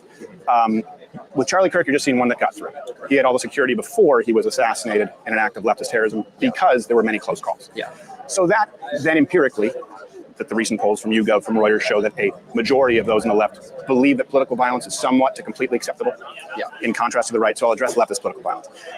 If you refer to your political opposition, Donald Trump and his voters, as fascist, compare them to Nazis, say they're racist, they support oppression of blacks through the police force, say that they want to commit genocide and erase trans people because they don't believe that children should transition or biological men and women's sports. Not only that, like some of those things are there's a kernel of truth. Like, we don't want transitions in kids and men. Those things aren't wrong. But as we talked about before, and as I called out in one of the debates, the debates that I was doing, when you start assigning motives to people that you don't understand, you see an action and you decide, oh, they did that because. That's what exactly what Wiz was saying. They have a belief as victims, and then they see anything, literally anything, and because they have that black and white thing, is this good or is this bad? Then it's because it's not perfect, it goes into bad. And so they believe that they are being held down by the evil white man. Then you get entitled. Commit genocide and erase trans people because they don't believe that children should transition or biological men and women's sports. They're sexist, homophobic, and say, for example, specifically on Donald Trump, and this is the entire DNC, as far as national figureheads, saying, and you won't have another election again. Because he won't give up the reins of power. If I believe that, I'd be in the street with a gun. Right. So I guess from my view, do you understand that? Would you agree with that kind of premise? No, I understand where that's coming from. Yeah, and it's like, if you really did believe that there was so much fascism and we're so violent and we're so much of Nazis, why the fuck have you been sitting at home? Why the fuck have you just been going to work? If it was the case that there was a fascist takeover and the best that you could do was yell on TikTok, maybe you don't actually believe that.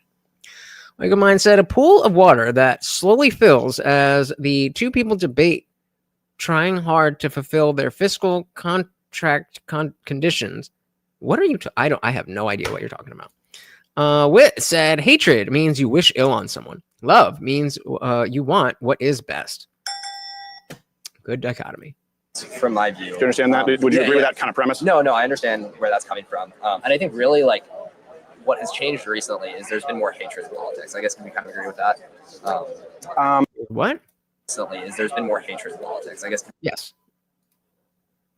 Yeah, like murdering someone. We kind of agree with that. Or trying to murder someone. Or trying to murder someone again. What's changed recently is there's been more hatred in politics. I guess can we kind of agree with that? I think that there's been increasing violence. I think that progressivism necessarily is predicated on divisiveness and hatred. I don't think that's the case with conservatism.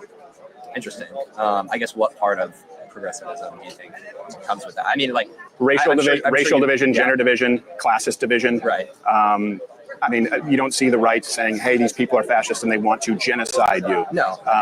I don't get the reference because I've never seen Lord of the Rings, but Newborn Orc, I can kind of put two and two together. Good one. Let's take a little break. If you guys are enjoying the show, the party rages on 24/7 over in our Discord. The link is pinned to the top of the chat and is absolutely free to join 24/7. We're in there hanging out, having a great time. And guys, it is absolutely free. However, if you are a member of this channel here on YouTube, you can scroll right below that video and hit that join button. Starts at $2.99. There's a few different tiers, but $2.99 will get you in. It gets you members only live streams here on YouTube, all that other good stuff. But it opens up the full Discord server. So we've got the free chat that is open to anyone. Anybody can join and talk. But as you can see, that is just one of our channels. There's a bunch of different channels here, including our Disciple chat for members only, our Word of the Day watch party, where we're talking about all this stuff. And of course, we have the voice channel here, where we are hanging out at this moment in the after party. Shout out to everybody in the Discord server. Say hello and tell them to come and join. Hello, come and join. There you go, guys. Simple as that. See you there. And remember, guys, it is that after party you saw is for members only. However, if you click that pinned link before the stream is done, then you get a day pass to come and hang out and see what is really good. And if you don't like it, you can fucking leave, but you will definitely like it. Come and join us. Hey, these people are fascists and they want to genocide you. No. And I think it's necessary because, for example, leftism, socialism, right? You seize the means of production and distribution. Right. Yeah. That requires violence. Lowering marginal tax rates does not. Right. Right. Yeah. I think there are forms of leftist ideology that have violence inherent in them, but I think there are also a lot on the political left. For example, my siblings, we get along like fantastic, especially in an age where people lose relationships over politics. I'm really thankful to not have that be the case. Have two siblings on the left. Both my parents are moderate political right. And can I ask you, are your siblings would you say significantly left? It's like, why not just get another lav mic? The wireless lav mic that I have has one receiver that you can put into your phone and it has two different microphones. And it's just clip. You just clip it on. What is this holding the mic thing? Why are we doing this? Parents are moderate political right. And can I ask you, are your siblings would you say significantly left? I'd say as policy-wise, fairly so. How did they respond to the Charlie Kirk assassination? Oh, they were like fully in support of my devastation at that fact. How did they respond to so many people on their side celebrating the Charlie Kirk assassination? They were fully against that. And well, that's why you can be friends with them. Right. And I think at the end of the day, I guess I'll just explain my view a little bit. As someone who's a man of faith and trying to kind of get less into the political sphere and more towards like how can I be bold in my faith, I don't see political violence as the problem. I see it as the symptom, and I think the problem is our lack of religion. And I think, I'll give it to him. I'll give it to him. But only in the same way that we are looking at the other girl and seeing that she doesn't have the right words to articulate what she's trying to say. So what he's saying, I think the problem is a lack of religion. This is precisely what I argued with Abe Dinkus about. And that is wrong. We had religion. The lack of religion is organic. That is always what was going to happen. But we do need some type of moral structure that people will buy into. People have to buy into it. People already know about Christianity. There's very few people in the Western world who are like, Christianity? What's that? But it doesn't work because they don't believe it. That being said, we do need a moral structure that people can believe in. Problem, I see it as the symptom, and I think the problem is our lack of religion. And I think in order to then solve that problem, we need to kind of tackle it from the roots. And I know one thing you talk about, for example, is... I don't disagree with that. Yeah, I think we see a lot of crime in inner cities, right? Especially with young kids. That's not the problem. The problem is fatherlessness, right? And the crime is kind of the symptom of that. Okay. I think I kind of see this in the same vein, right? I mean, this is why I like Christianity being a such a central part of American culture. It just can't be the only thing. We said before I join Discord, I'll watch a few more videos of streams. Fair enough. Fair enough. I will take on the challenge, and I'm sure we will see you in the Discord. Goblin vibes? All right. Fair enough. Fair enough. Time to time. Yeah, time to time. Oh, if you guys didn't know, the after the last stream, the after party, what we were doing was recreating some of the mini blood sport debate things that we were doing on that other channel. We're definitely going to be doing that on Friday. I don't know exactly how I'm going to figure it out, but point being, if you liked that, if you are interested in being part of debates but not necessarily want to do it live on air, we're starting to do that in the Discord. So come on through. Adam said the right should start requiring the speakers wear body armor vests when they ask questions or sit down to debate. Give them a taste of it. I was thinking maybe that's another aspect of safety. Having an innocent person sitting right there, maybe that would be less of a danger. I don't know, but yeah, I'm right there with you. That's right, and the crime is kind of the symptom of that. I think I kind of see this in the same vein, right, where we see this increasing political violence, and we have the question of how do we solve it, right? I heard you kind of talking before, and you said well, it's on the left to solve it. But I think on the left, what was that? That it's on the people on the left to solve the violence problem. No, I said it's incumbent on them to take. Holy shit! Messenger sent me a GIF of the. I assume that this is the orc. It really does look like that. On the left to solve the violence problem. No, I said it's incumbent upon them to take accountability for it. And just even because I want you to continue, but if I may address your point, yes, I do believe that godlessness is the root. Is that what you're saying? The root cause of it. Okay. Who seeks to replace faith in the Father with the state? Who seeks to replace God with the state?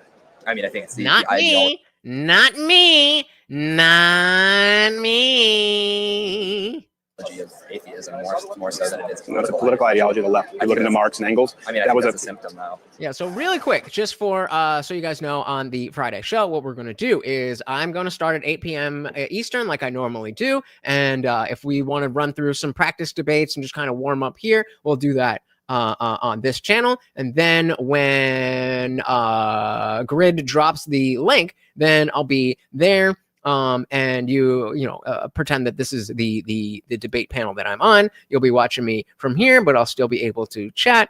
And then we'll come back and we can watch the other debates together. And while we're just chilling, we can hang out. So I think it's going to be a lot of fun. I don't know exactly how it's going to work, but I really, really enjoyed last week. And I know that, I expected that not everybody would come over and watch it, but I really want you guys to see it.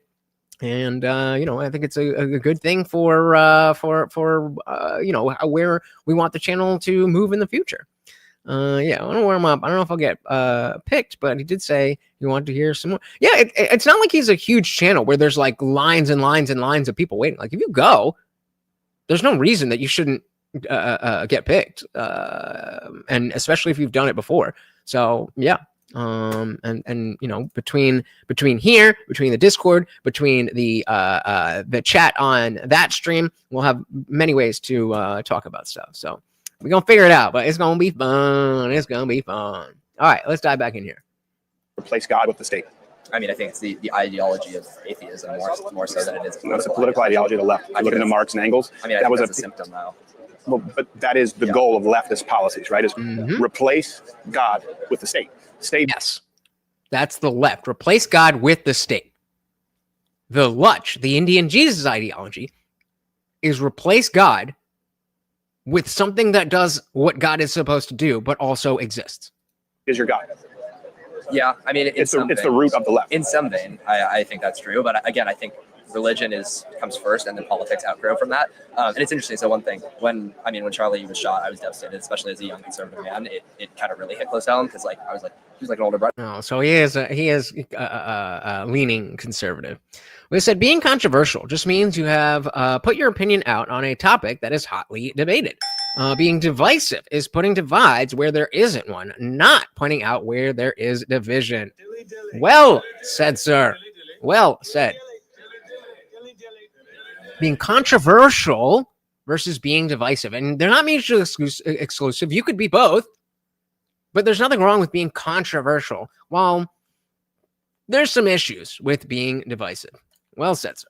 Especially as a young conservative man, it kind of really hit close to home because I was like, he was like an older brother to me, right? Like it was like just like a shocking moment. And like seeing people celebrate it, I was like, they'd celebrate my death too if they cared enough, right? I'm not relevant, but if I was relevant, they'd celebrate my death too. Yeah. And I caught myself in the day after. I go, I don't know how we can live with these people. We can't, bro. We can't. And I'm kind of mad at myself for saying that. And the reason is why Jesus never lived like that, right? What do you His mean? followers never lived like that, right? They endured persecution as the cost to spread his message. And I think that as either conservatives or people who are followers of Christ, we're called to do the same thing. And I think that it's not necessarily like awful to say something like this, but I think it can also be kind of pragmatically unproductive because I don't think it actually goes at what the root cause is. And I think we want to tackle if we want to tackle the root cause, our effort should be on that, right? Should be on spreading Jesus and like his message and what he taught. Sure. Well, I wish more Christians were like him, and I wish more Christians were like him. I would not have as much of an issue with Christianity if more Christians were like him. And again, even though I have issues with Christianity, I still see that as a formed ideology or a formed moral structure, that is the best we have. I just reject the notion that we can't do any better. I agree with that, and we do discuss faith quite a bit. I'm going to show you a Friday Apologetics episode. Yeah. But I would say that it's I would posit that it's misguided. Okay. Sell your cloak and buy a sword. Right. Jesus did not ask for his followers to die for their faith as a primary mechanism of spreading the faith. And he did talk about protecting themselves. Do you think the modern left leaves open the door for forgiveness? Not really. Does anybody put a one in the chat if you have not heard about Hannah Brown on TikTok? If you have not heard about Hannah Brown on TikTok, put a one in the chat. To die for their faith as a primary mechanism of spreading the faith. And he did talk about protecting themselves. Jesus conquered death. You can't. Right. Now, I know we all conquer death through salvation, right? But as far as here, that's a very different. And I think that asking people on the right, especially people who are fathers, mothers, to willingly put ourselves out there and endure not only violent assault, but assassination, I just don't know how that's going to solve anything. Maybe you would have a point, and I don't know that I would agree theologically, if after the death of Charlie Kirk, if the Waco Mine's the only one that doesn't know who Hannah Brown is. left, and I've been saying this, the off-ramp for the left was saying, okay, look, we said that these people are fascists. We said that they're Nazis. We said, and people out there, my God, believe them. We're really. I'm trying to show you to see if it's worth it, but everybody apparently knows exactly who she is, so we don't need the side quest, right? Guantex, I was saying that more to the kid who said he hated that he was thinking, how can we even live with these people? That she's, fair, definitely fair. I think it's righteous anger is not immoral. Righteous anger is not immoral. All right, Guantex said one. All right, so then, of course, you know what that means. You know what that means. You're gonna do a quick right for you quick. Jesus would hate you because you're a coward. I did not go to the memorial to align myself with any political views. Whenever people oversimplify something like that, it's because they know they're doing something wrong or something is wrong. Another day, another influencer getting brutally canceled for no real reason.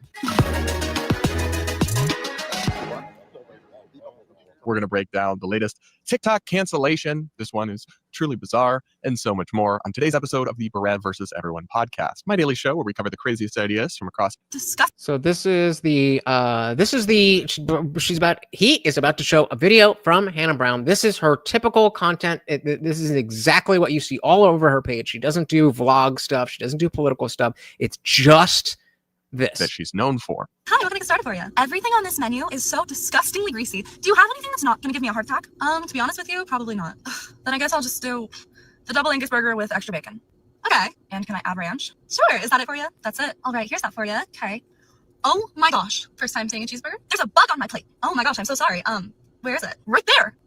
Where? Hello? Are you blind? That black spot right there. Oh, okay. That's just like a burnt crumb from your burger. That is a dead bug. Ma'am, it's not. It's a piece of hamburger. Oh, I can't do this. I'm gonna pass out. I can go grab you a new plate if you'd like, but I can assure you it's not a bug. Whatever. Just get this away from me. Okay, here's a new plate. No crumbs. This is the same burger. Oh, yeah, there was nothing wrong with your burger. The crumb didn't even touch it. I'm not gonna eat a meal that had a bug near it. Ma'am, the nearest bug to that hamburger is outside. Okay, well, I'm not eating this. Okay, well, I can get you another one, but just so you know, since you ordered it well done, hence the char, it probably won't be out for about 20 minutes. 20 minutes? So everyone's gonna be done with their food before I even get mine. There are literally no other solutions to this.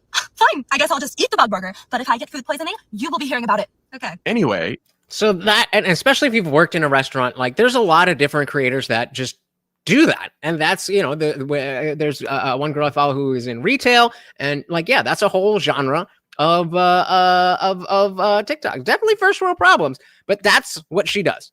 So let's see how much Brad does. Hannah doesn't do political content, but somebody spotted her in the background on one of the live streams of Charlie Kirk's memorial, and thus began a brutal cancellation campaign where she lost hundreds of thousands of followers and had hate video after hate video made about her simply for attending this man's memorial service. You know, the guy who was just killed in an egregious act of political terrorism, an un-American attack on free speech. The first. I'm trying to get as much Crowder in for you guys. Amendment really shouldn't actually require, and doesn't require, any sort of endorsement of everything he ever said or believed, to honor his life and to mourn him and to be sad about what it means for our country. So then she did her apology video. All right, this is the only time I'm ever going to address this. First of all, I am not MAGA. I was not at a MAGA rally.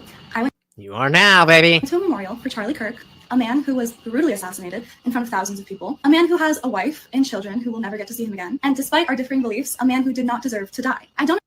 I love how everything she just said is like totally uncontroversial to any normal person in America, but is like an insane hot take on TikTok. Totally normal app we've got here that millions of young people use for their main source of news. And the thing she says, well, I'm not MAGA. And at multiple points in this video, she distances herself from Charlie Kirk's views. That's fine. But like, why does it matter? Why would it matter if you're MAGA? What does it have to do with you? Doesn't mean you're a horrible person that you share the political views of roughly half the country. And what does it have to do with you doing skits about what it's like to work as a bartender or in a restaurant? Seriously, it has absolutely nothing to do with that. But some of these influencers who've led this hate campaign against her genuinely feel Jesus would hate you because you're a coward. Yes. Seriously, listen to this. Jesus would hate you because you're a coward. One would only feel compelled to go to his memorial if they found quite a bit of alignment between him and themselves. And I wish people like you would just say that. I hate a coward. Just say you like Charlie Kirk and what he stood for. Say you don't care about his comments about black women, his Is it just me? Is this a really bad framing? Like, you're just there staring. Well, only a quarter of the screen or a third of the screen is taking up what we're watching. Like, why would you? I don't know. Party's loyalty to weaponry, his anti-feminist rhetoric, etc. Stand on it. Say it and stand on it. Instead of getting on camera and dancing around reality, insulting people's intelligence as if they can't tell. Listen, say whatever you want about Charlie Kirk. I've many an opinion, but he wasn't a coward. You are. And that's almost as embarrassing as all of the trash you filthy people left all over Arizona the other day. Repulsive. Well, yeah, because I'm sure if we looked at the street after a pride parade, it'd just be pristine, right? We'll just skip to the other people. Listen to this. Just like you think attending the memorial service of someone who is a highly, highly polarizing political person during a very volatile political time isn't political, you're absolutely wrong. And just like I believe you attending that memorial service is political, I also believe your content is very political. Now, you might disagree. You'll say, no, it's not. I do skits about restaurants and being a hostess. Yes, I know. Whether you know it or not, your content is highly political. Like in your videos about Karen v. Waitress, topics like power imbalance, social structure, entitlement, these things all come up, which are those really political? all inherently political things. Are they though? Like, don't these people ever get tired? It is so exhausting. And then we got one more where I take a guess. It's a hot button top issue of the left. See if you can guess where this chick is going to take it. You see the tattoos, you see the nose ring, you know it's going to be angry. Take a guess as to where this chick brings this topic. Put it in the chat. See if you can guess. No, that would be interesting, but a little too relevant. We're talking about money, and no, this isn't your debate topics, box. Give me one more guess. One more guess.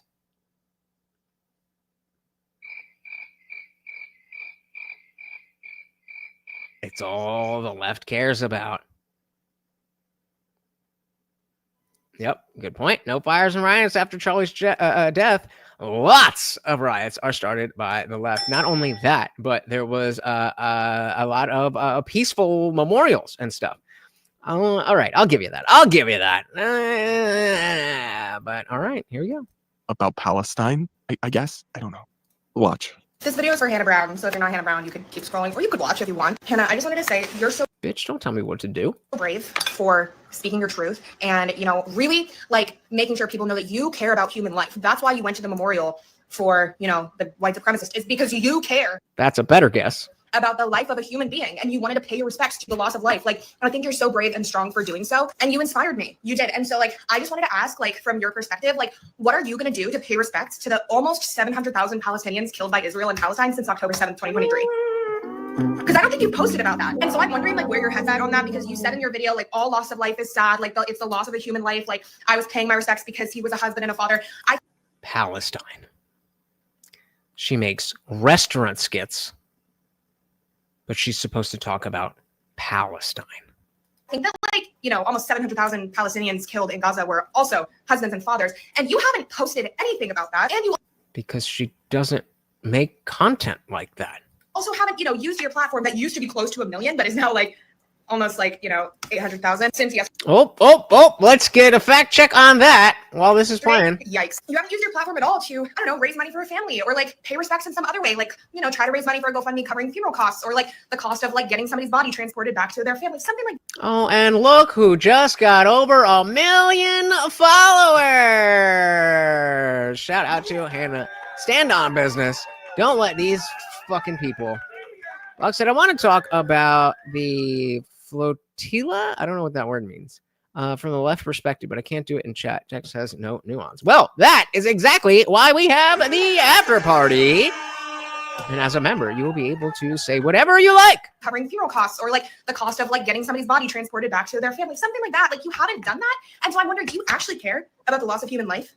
That's what I'm wondering. Because in your video, you said you did. So I'm just like confused on what I should do because like I want to walk like Jesus. I want to talk like Jesus. But like, does Jesus only care when white people die? I'm nauseous now. I literally feel the turkey and cheese that I had for lunch 20 minutes ago. It's coming up again. Should have known it as soon as I seen the amount of piercings in this individual. I was about to lose my lunch. There's so much here I hardly know where to start. First off, why we get it. You gotta attack someone's faith like this and mock Jesus and this whole like fake nice.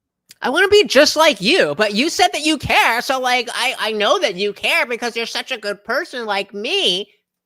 Like it's never ending. It's never ending. There is always some way to moralize and say, I'm better than you. Like, how do you know that she hasn't been donating all of the money she's gotten from her waitress skits to Palestine? Maybe you want to ask that first. Yeah, and I mean, again, personally, I don't care about that, but clearly Hannah does. So that is an area where, like, oh, I'm just going to be me. 700, you did hear 700,000. What about the genocides of Christians or those killed in civil wars in Syria and Yemen and Africa, Ukraine? Ukrainian lives, or October 7th. Nope. See, Wiz, what you're not understanding, I'm gonna go full screen because I need you to understand something, okay? We live in America, okay? So in America, the Christians are on the right. That makes them bad. And so when they get killed in other countries, well, it must be their fault because they're Christians, right? And that's right wing, and right wing is bad. It sounds retarded, but this is actually what they think. This is actually how and what they think. It is. I don't know how to. I'm a pretty articulate person. I think I got a pretty extensive vocabulary, but shit's leave me speechless. Adam's going off. So the right used to pray the gay away and made people unalive themselves. It was like having a superpower. So I don't know if you're joking or not. I'm not really on this wavelength. I don't disagree that the right did political violence better than the left back in the day, but all political violence is bad. Fascists. We said that they're Nazis. We said, and people out there, my God, believe them. We're really sorry. We need to tone this down. Instead, you saw gleeful celebration thereafter. Polls. You forgot Judaism equals bad. That show a majority of those on the left believe it somewhat to completely acceptable, and then blaming the right for violence and saying, you guys need to tone down the temperature. There is no living with those people in their current state until they change. They need to be redeemed. And I understand they need Christ to redeem them, right? But we can't be sitting ducks. No. I mean, I don't think it's wrong to defend ourselves, but like if we look at how the apostles taught, right, all but one were crucified or exiled for their views, right? Jesus said, not you might undergo persecution. He said you will go under persecution if you follow me, right? I mean, baptism is referred to as joining Jesus in death, right? We have these we have these very strong, either depending on the situation, yeah, including the unborn child in their tummy. No, I mean, shout out to the purebloods. Dilly dilly to the purebloods. We remember being subhuman, or at the very least, second-class citizens. But yeah, not good. We have these we have these very strong, either depending on the situation, metaphors or direct instructions that we will undergo persecution. And the reason that we're able to do that is we know that we're saved through Christ, right? It's the most beautiful thing, right? And I understand, but this is one thing where I do get off with a lot of modern Christian theology. Right. And I think that you'll probably find more consistent teachings like in Orthodoxy, for example, and I'm not Orthodox, or even, what traditionally the Catholic Church, I know there's been splinters, is no one is called to die. No one is called to die. I shouldn't say no one. We are not called to die the primary means of spreading the gospel. And right now, okay. Charlie Kirk, let me put it this way. I need to hear that again. Traditionally, the Catholic Church, I know there's been splinters, is no one is called to die. No one is called to die. I shouldn't say no one. We are not called to die the primary means of spreading the gospel. And right now, Charlie Kirk, let me put it this way. He was hunted. Yeah. By definition, he was hunted, just as I had been hunted. And your one viral tweet You're one viral video, one post away from being hunted yourself. And for us to say, well, let's just deal with them in love. When you look at systemically, right? We'll use the term the left does. Systemically, people who commit violent crimes against us, they're released on the IOU policy, right? Cashless bail. Hey, you're not fit to stand trial. Think of Irina Zarutska before Charlie Kirk. That guy was out 14 times. George Floyd, I believe, was 6 or 9 times. Yeah. It is an evil, evil ideology that has permeated the halls of our institutions that does need to be dealt with. And I don't think we can deal with that by just turning ourselves into martyrs. I'm willing to be a martyr. Yeah. I don't want to be. No, I don't think you should necessarily want to be. But I think if we're both looking historically as to how I don't want to be a martyr. I am willing to be a martyr, but I certainly don't want to. Like I said, religions do not perform well when mixed with politics. Constantine screwed up. Who said they could shoot someone on Fifth Ave and still get elected president? Donald Trump, and he probably could have. No, probably not. But you know. It has to be Crowder. I'm just what has to be Crowder? What do you mean? I don't think you should necessarily want to be. But I think if we're both looking historically as to how the gospel was spread, it was spread through people who were willing to die for their faith. Sure, willing to die. In fact, I see it in the same vein as guys. We just passed the 2.5 hour mark, and we are $8 away from the swole goal.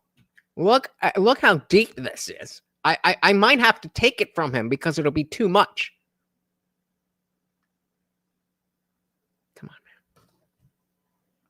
It's the Overlord. Man, Stephen, right? I was named after the first martyr. Right? I'm like, thanks, Mom. I'm Andrew, so also understand. Yeah. No. Again, personally, not the gospel specifically, but that which we believe is the most important information. Absolutely. I'm like, thanks, Mom. I'm Andrew, so also understand. Yeah. No. I think that. Sorry, just kind of losing my train of thought. But that's okay, brother. I get it. Yeah, so both how the gospel was spread historically through people who were martyred, and then also in kind of modern examples, right? A necessary sacrifice of being a man is being willing to die for others, right? It's not that we want to die for others. It's not that we shouldn't defend ourselves, right? I think one key thing is like Jesus loved everyone, but the way he loved them was not through being passive, right? I mean, very clearly, the way he loved people was by unequivocally telling them the truth, right? Oh yeah, brother. This is the kind of Christianity I like. Oh my goodness! This man did the whole damn thing damn near by himself. My goodness. So, of course, we got a treat for the donation. But, guys, that means that we hit the goal. Time for some fresh. And look at that. It's not even all, like, yucky and liquidy. I think at this very moment, he just realized what this is. He definitely smelled it. Let's give him the thing first. Hang on with that. There you go. Thank you. So very, very much, sir. Everybody put FMG in the chat. If you are not donating to the stream, that is totally fine. But if you are not hitting the like button on the people who are and keeping this show running and making this continue for you, then you are a piece of shit. Unlike Funk Master General, I just got peanut butter all over my fucking... Sorry. Okay, had to clean. Okay, we're good. Thank you. So, very, very much. Let's grab a couple more of these before we dive back in. Watch him and deal with all of that. Also, I left one of those in my car when I went hiking, and the mice ate it. I have no idea how they did it. I mean, well, it's not like it's just like foil, you know? I mean, I'm not exactly. What was said from a Christian perspective is why I said it like that. Fair enough. Absolutely fair. Hey, we got Gabriel in the building. Welcome to the party. Brava. You got to be around on Friday. I definitely would love to see you on the debate panel that I got invited to. Come back. We'll talk in Discord, but definitely make sure you are around Friday. I know you are going to want to get some debates in. Welcome to the party. Adam said, what did Jesus say to Charlie when he got to heaven? What's the matter with you? Love it.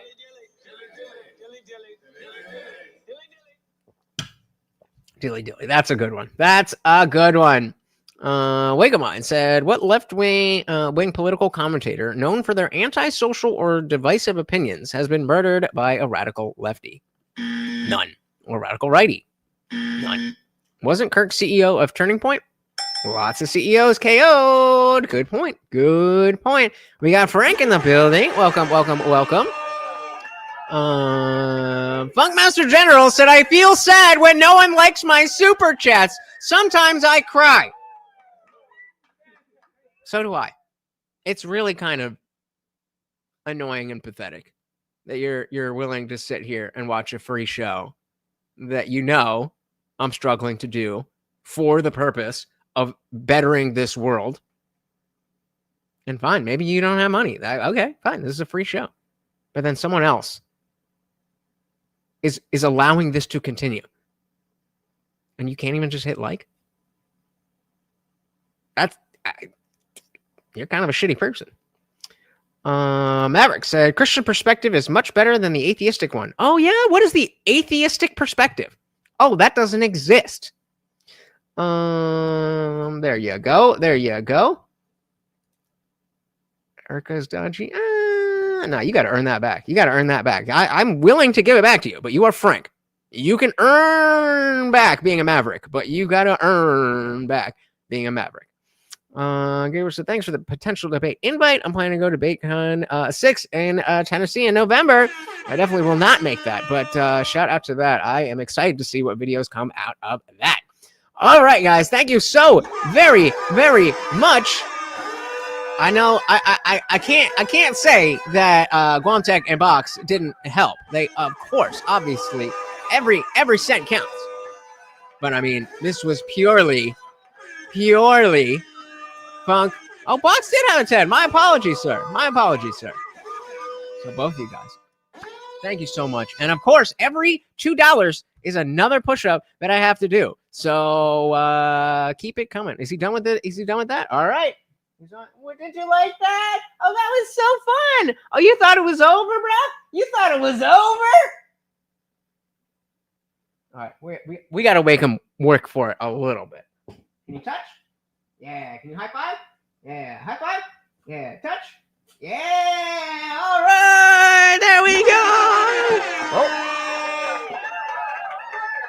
And it was frozen until 2.5, 3 hours ago. So it should be quite perfect for him. Thank you, guys. I really, really do. I mean, he's nearing the end of his life. In moments like this, I'm actually getting emotional, but yeah, thank you guys. Thank you. Where we at? We got John in the building. Welcome to the party. Indeed, Antifa is done. I mean, maybe not entirely, but Antifa as Antifa is done. Wiz, thank you so very, very much for stopping by, brother. I really appreciated everything that you had to say, and hopefully you will be back, because I will win you over. Have a good one, brother. Thank you. Wagamine said the USA was economically destitute with every war they engaged in, including the Revolutionary one. For being the wealthiest nation on the planet, they sure do have a lot of debt. Yep. That's what happens when you can print money. It's just endless. Antifa wasn't done until the CIA says it's done.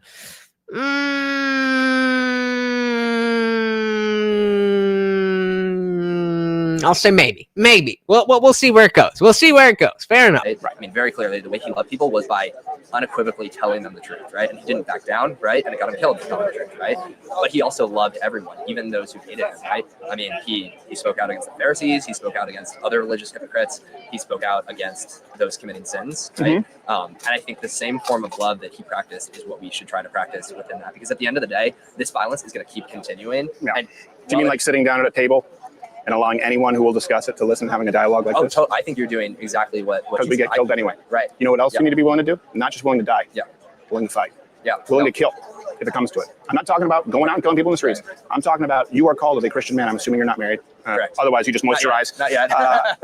You are called to protect your family with the sword. You are called for righteous violence when needed. And people have misconstrued what I've said, where I've said it is time for ruthless, lawful defense. And what I mean by that is I've been attacked so many times with these things, where I've said, not anymore. We're not going to allow it. I don't know if that milkshake is strawberry, chocolate, vanilla, concrete, or acid. Yeah. I agree with you. But just like a father who loves his child, you spoil the rod, you spare the child, right? Right. We love this country. And we see Wait.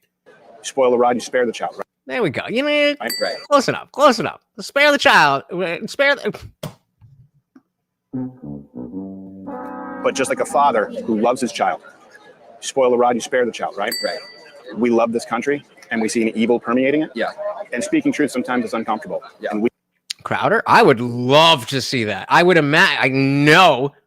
I don't know, but I would bet a significant amount of money that Dave Smith did not back out of a debate with a Crowder. So if somebody backed down, it's your boy.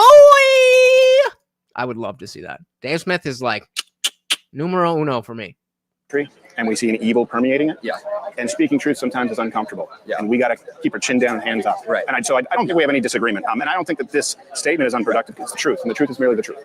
Yeah. I mean, I think that I'm not saying that telling the truth is not productive, but I think at the end of the day, you do have to go to the roots. And even if, let's just say we all carry guns around as Christian men, we defend our families, right? If we still allow atheism as an ideology to become widespread because we don't have these conversations. Atheism is not an ideology.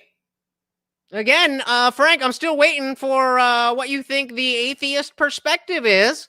Just like fucking the Wilsons, the atheist perspective, the secular perspective. Can you articulate what that is? Oh, you can't because it's not a thing. In the same way that the dog owner's perspective on politics is not a thing. That's not a thing because owning a dog has nothing to do with your political positions. It just means that you own a dog. Just like being an atheist doesn't come with any political ideology at all. It is a position. Have you accepted a particular God or multiple gods? No, I have not. That is the end and the beginning of atheism. Whatever you feel about God and religion and stuff outside of that is just your own bullshit. It's not the flip side to religion. The sooner you guys realize that, the sooner we, meaning people who have good values, can start winning in the culture war again. Which I think what you're doing right now is like exactly what we need to do. All right, good. Oh, and it's totally what Jesus did, right? He talked to everyone, right? He said, I'm here. Come talk to me. I don't know if Jesus ever sat down with a self-identified bionic furry, but times change. No. But I mean, he talked to the Samaritan woman, right? Yeah. I mean, she was like, "Why are you even talking to me?" Right? I'm a Samaritan. You're a Jew. And so I think like he was willing to have the tough conversations. He was willing to spread love to everyone. And I think in our current context, if we simply go around, we fight using the Sorry, I forgot the banner. My bad. sword, right? It's not necessarily Well, I'm not advocating that. No, and we should defend those who matter to us, and we should defend ourselves. But at the end of the day, if we don't tackle the root problem, it's just going to get worse. And I think, at least from my perspective, what we're seeing is kind of my parents' generation, the kind of like, what was it, Gen X? Was the first generation that rejected Christ en masse as a generation, but they still accepted the moral precepts. I'd say Yes, that exactly. By and large, you don't see. Oh, well, whatever I'm talking. Damn, you went through that shit, bro. You went through that shit. Look where we're at. He went through that shit. God damn. Now I got it all in my fingers, and I need you to clean me up, baby. Clean me up. But yeah, he's like, I don't care about your fucking fingers. There's a whole cup of this shit here. What was I saying? I forget what I was saying. Oh yeah. Gen X definitely was the first generation to reject Christ on a larger scale, but still hold on to the American Christian values. It is possible if you are willing to admit that the ledge on the outside of the skyscraper 40 feet up that you're standing on is not the only way to prevent yourself from falling to the ground. Picture that. Picture that. We have a skyscraper, right? You're 40 floors up.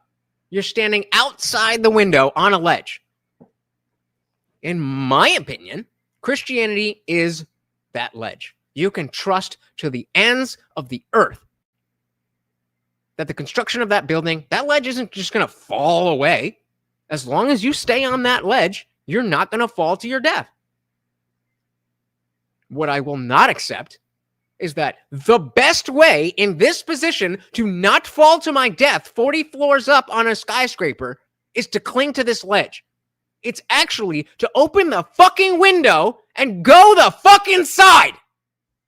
Masses of generation, but they still accepted the moral precepts. I'd say the baby boom, because a lot of them turned it into weird Christian hippie shit. Yeah, right. You know what I mean? No matter who we say it was, but they were the first ones to reject it, but they still accepted the moral precepts that Christianity taught, right? They still accepted we're all human beings, murder's wrong, theft's wrong, sexual immorality is men are men. wrong, men are men, right? Still accepted by that generation. This new generation is saying, if we don't believe in God, we don't have to believe in any of that stuff. And I think that's the ideology. Yes! Thank you, fucking Lord! A Christian saying exactly what I've been saying to you guys. Will you listen to it? If it's from a Christian, will you listen to it? If the exact fucking thing that I've been telling you guys for years is coming from one of your own? Human beings, murder's wrong, theft's wrong, sexual immorality is men are men. wrong, men are men, right? Still accepted by that generation. This new generation is saying, if we don't believe in God, we don't have to believe in any of that stuff. And I think that's the ideology that's resulting in this political violence, right? Yes. Yes. And if that is going to be the case, we don't have to believe in any of that stuff. We don't believe in God, so we don't have to believe in any of it. If that is the way that these people are going to interact with Christianity, then Christianity does not work. It doesn't go any further than that. It doesn't matter if you have the best ideas in the world. If people are not going to listen to them, then you may as well be shouting gibberish. You are better off with a 90% perfect answer that 80% of the people will follow than a 100% perfect answer that only 10% of people will follow. Frank said, isn't necessarily clinging to the ledge, but we must hold the belief in a benevolent higher power collectively as a society for society to operate maximally. Okay, fair. But then in order to have a belief in a benevolent higher power, then there must be a benevolent higher power.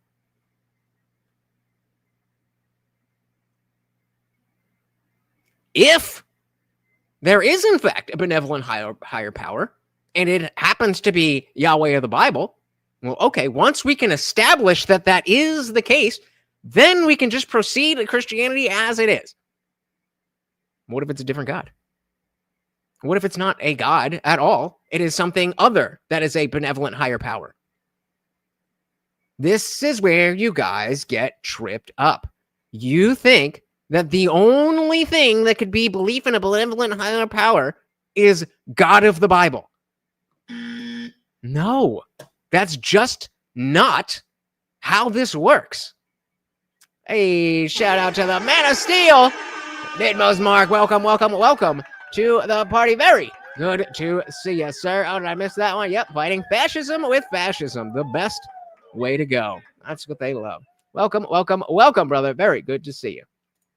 Frank says, you don't understand that Christianity is pretty fluid and secular, pretty, why would you say that? You're familiar with my experiences of the first 20 years of my life as a Christian? Oh, you're not. Oh, I already talk about this and say this explicitly, like I already did in this particular stream. It's almost like you don't know as much as you think you know.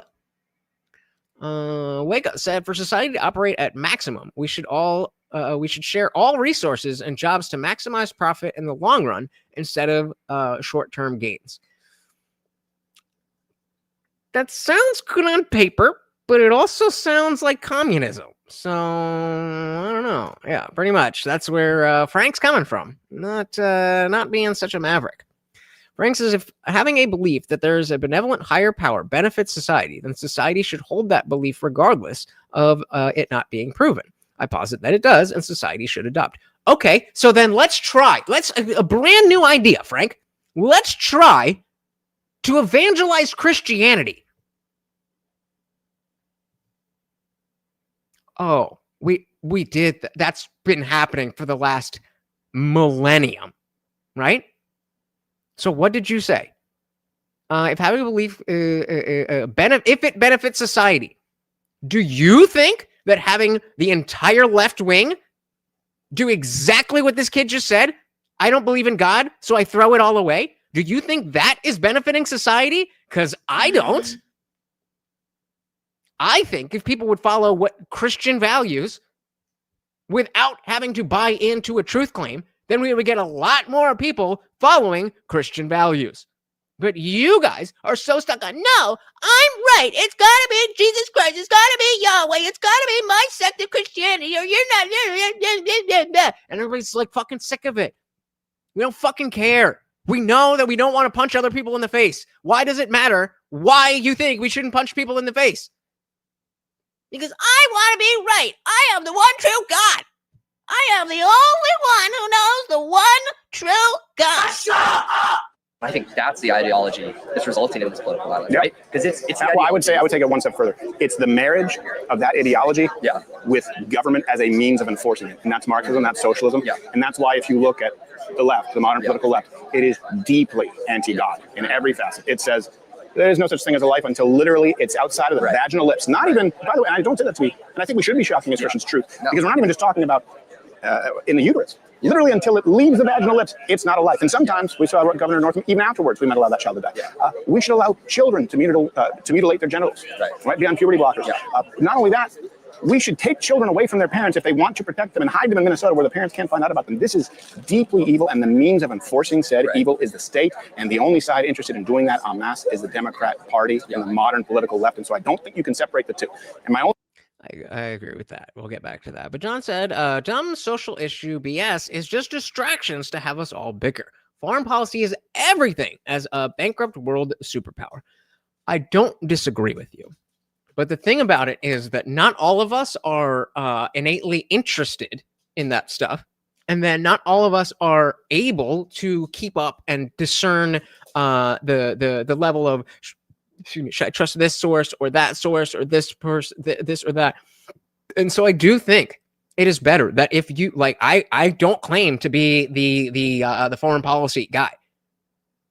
I don't want to come to you guys and say, I know what's going on with Israel and this and Sudan. And what I can do is show how these dumb social issue BS distractions do actually lead up to the understanding of how politics works, which will then get you to better understand foreign policy. That's what I can do. I can bring people into, okay, maybe politics isn't something that I should be ignoring. I'll leave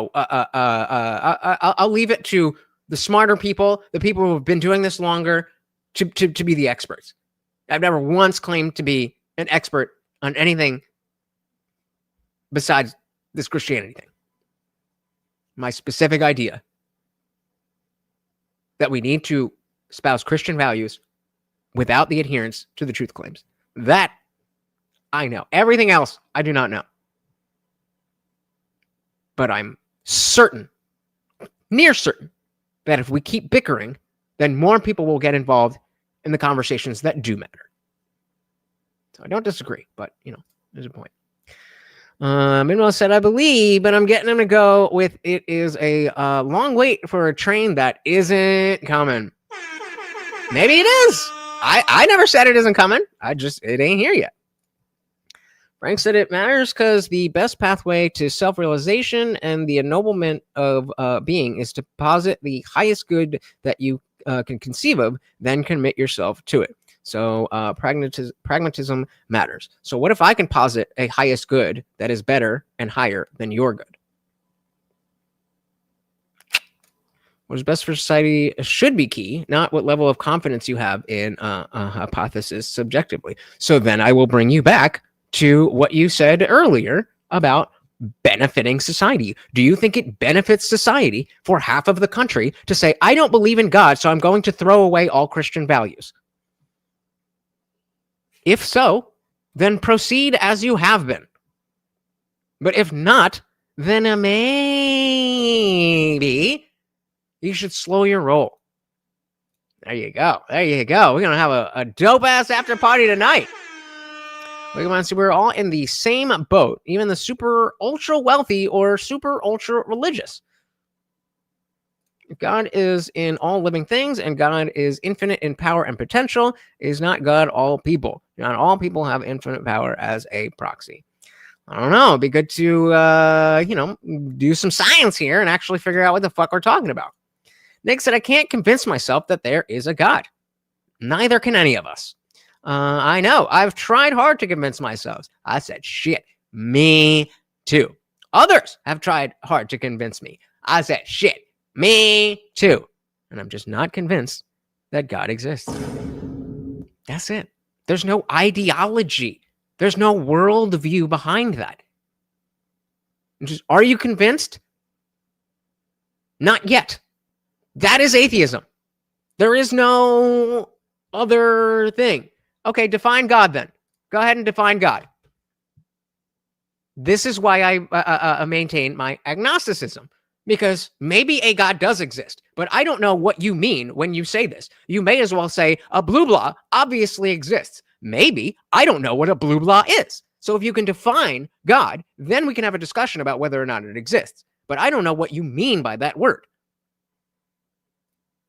Just said the same entity that manufactures wars, manufactures, and fuels these insane ideologies that was created just within the last 15 years.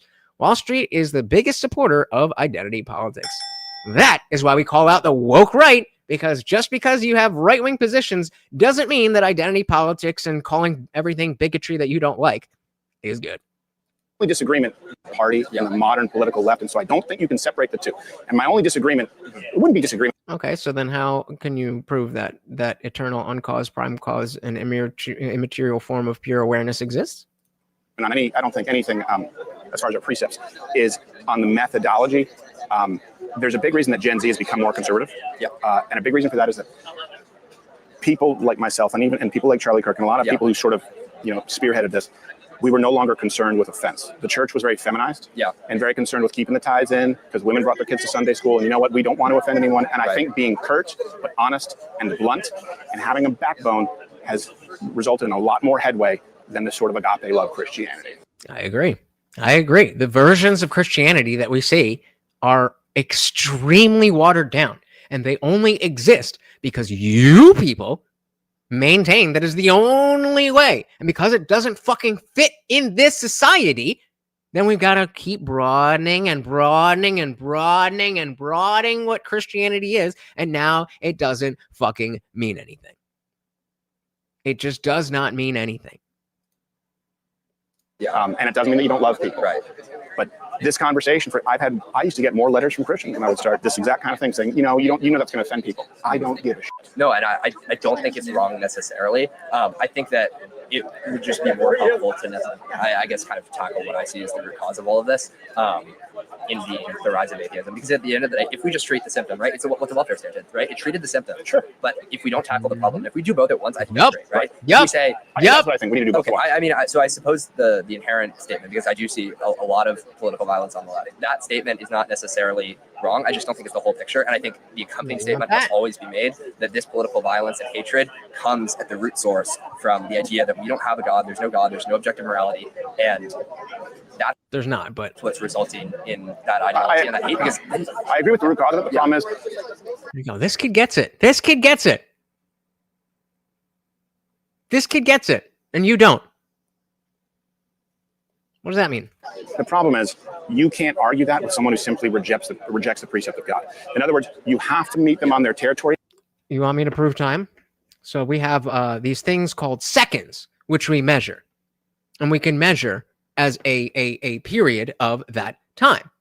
So I can prove time exists by using the basis of clocks that have been, used to create things, the same science that used things like rockets that go out into space and work, and the same math that makes anything that you're seeing now work.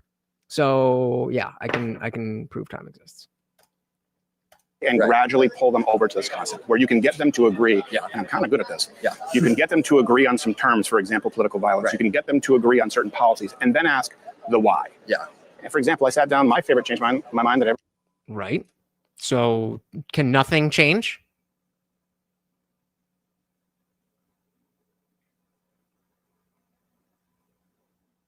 Didn't think so. I had a girl sit down because I'm pro-life, changed my mind. Yeah. And she said, well, Either way, are we trying to argue that time is less of a real thing than God? Because I can define time, as can you. And then I can prove that that change does exist. We are not in the moment before you said, can you prove time exists? That happened before. So even if we want to get into the theoretical physics of how space-time actually works, we are still working within science. God is not. So I mean, fine, fair. I'll give you that. I will concede to you that I can't prove time exists, but I can observe it. Can you observe God? I don't know why you would judge me. I had to have an abortion. I didn't have a choice. I said, you did have a choice. I said, you know what? You're going to meet that child in heaven one day. Right. She came back on the show 2 weeks later via Zoom. She'd become a pro-life activist. Praise God. But I didn't start with something that she wouldn't hear. Right. So this is to start the conversation, and then the conversations result in this. But I will say, I assume you're raised in the church? Or raised with a Christian family? Yes. Yeah. And SMU is relatively moderate as far as schools. Yeah. There is a whole dark world that awaits you, and I want you to put the armor of the Lord on. Oh, I'm from Connecticut. Okay. All right.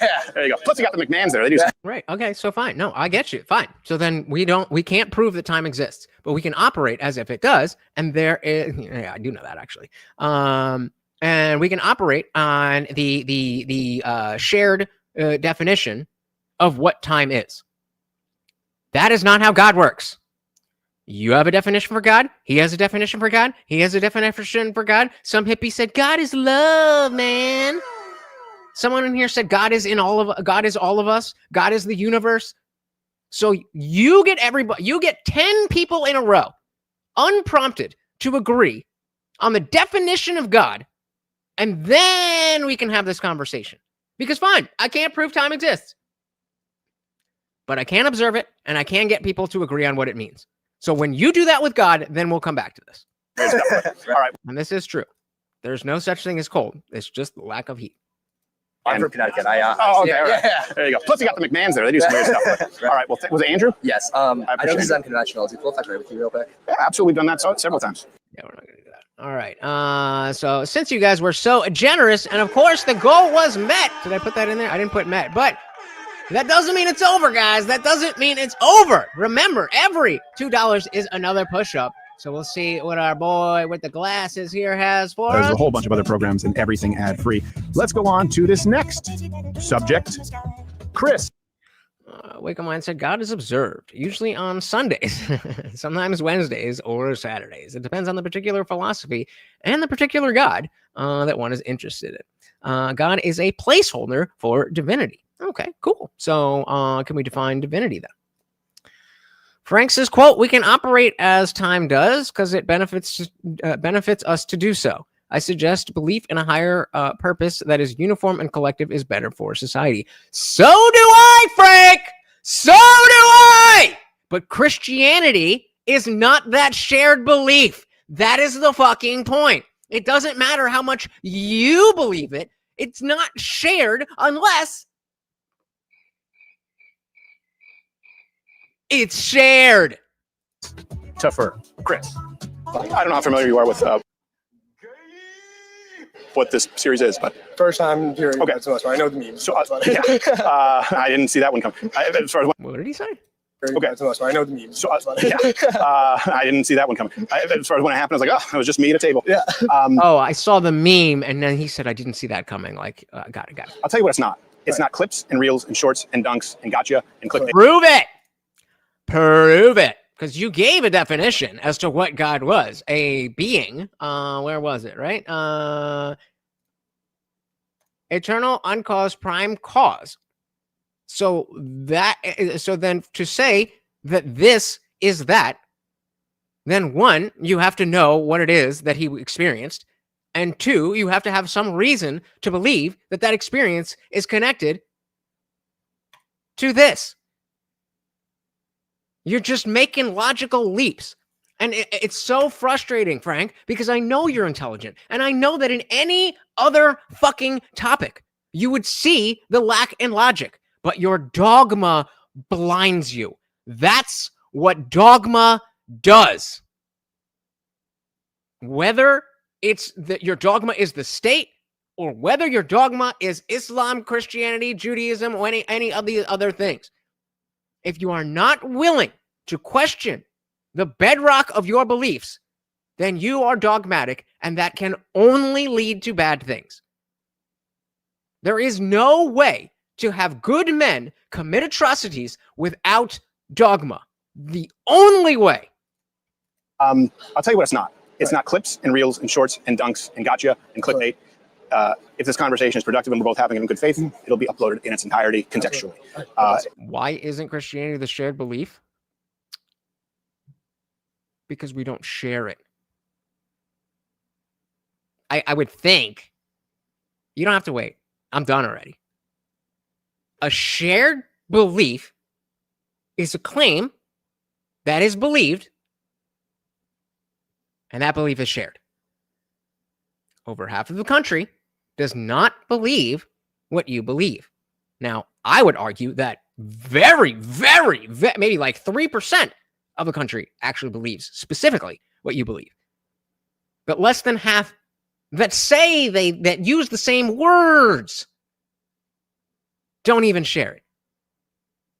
So, just by definition, you are wrong that it is a shared belief, because it is a belief, but it is not shared. At least not enough for it to be moving society in the right direction. And again, the fact that people are not adhering to it, aka not sharing the belief, I would agree that is a root cause.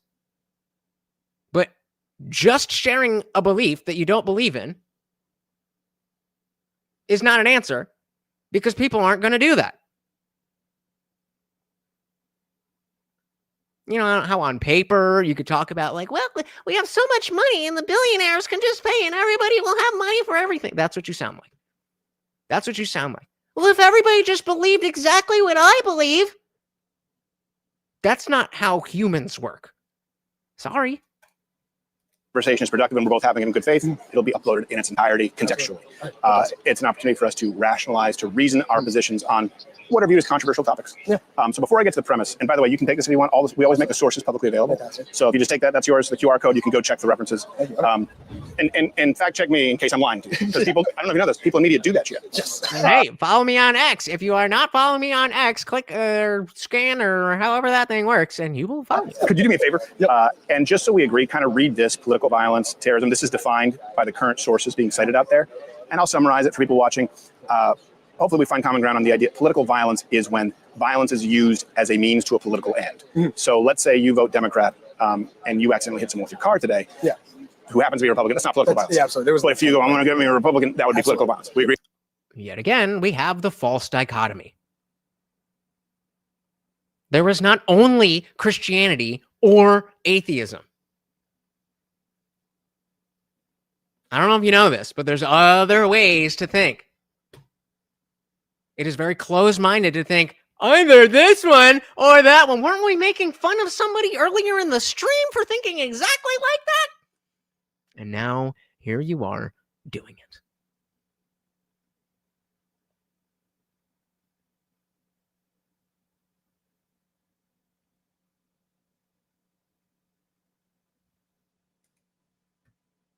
And again, adopting atheism is not a sensical phrase.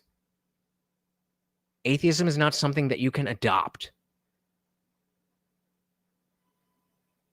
You on that? Yes. Okay. So, what I'm asserting today is, sorry, I know we just touched tangents. Okay. I'm trying, but you guys won't move off of the Christianity thing, as been demonstrated by the last hour of this stream. I'm trying. Why don't you give me a shot? I'm a lot better at this than you think I am. I'm fine if you're is that by and large, the tone, tenor, temperature right now, certainly in 2025, of political violence is coming overwhelmingly from the left.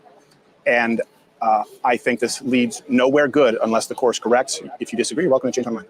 So I would disagree one in the same. All right, I'm done with the Christianity thing. We're just gonna finish out our boy here. Yeah, Taoism is pretty fucking great, and I would argue that if we had a Taoist country, then we would probably have a lot more people being religious than we do now. So there you go. That these blanket statements of the left hurts creates a divisiveness in us versus them. I agree with what you're saying. I've been hearing your stats as well. Lay it on us, brother. Lay it on us. Yes, it's disproportionately on the left as of late, and the stats I've seen, as you find.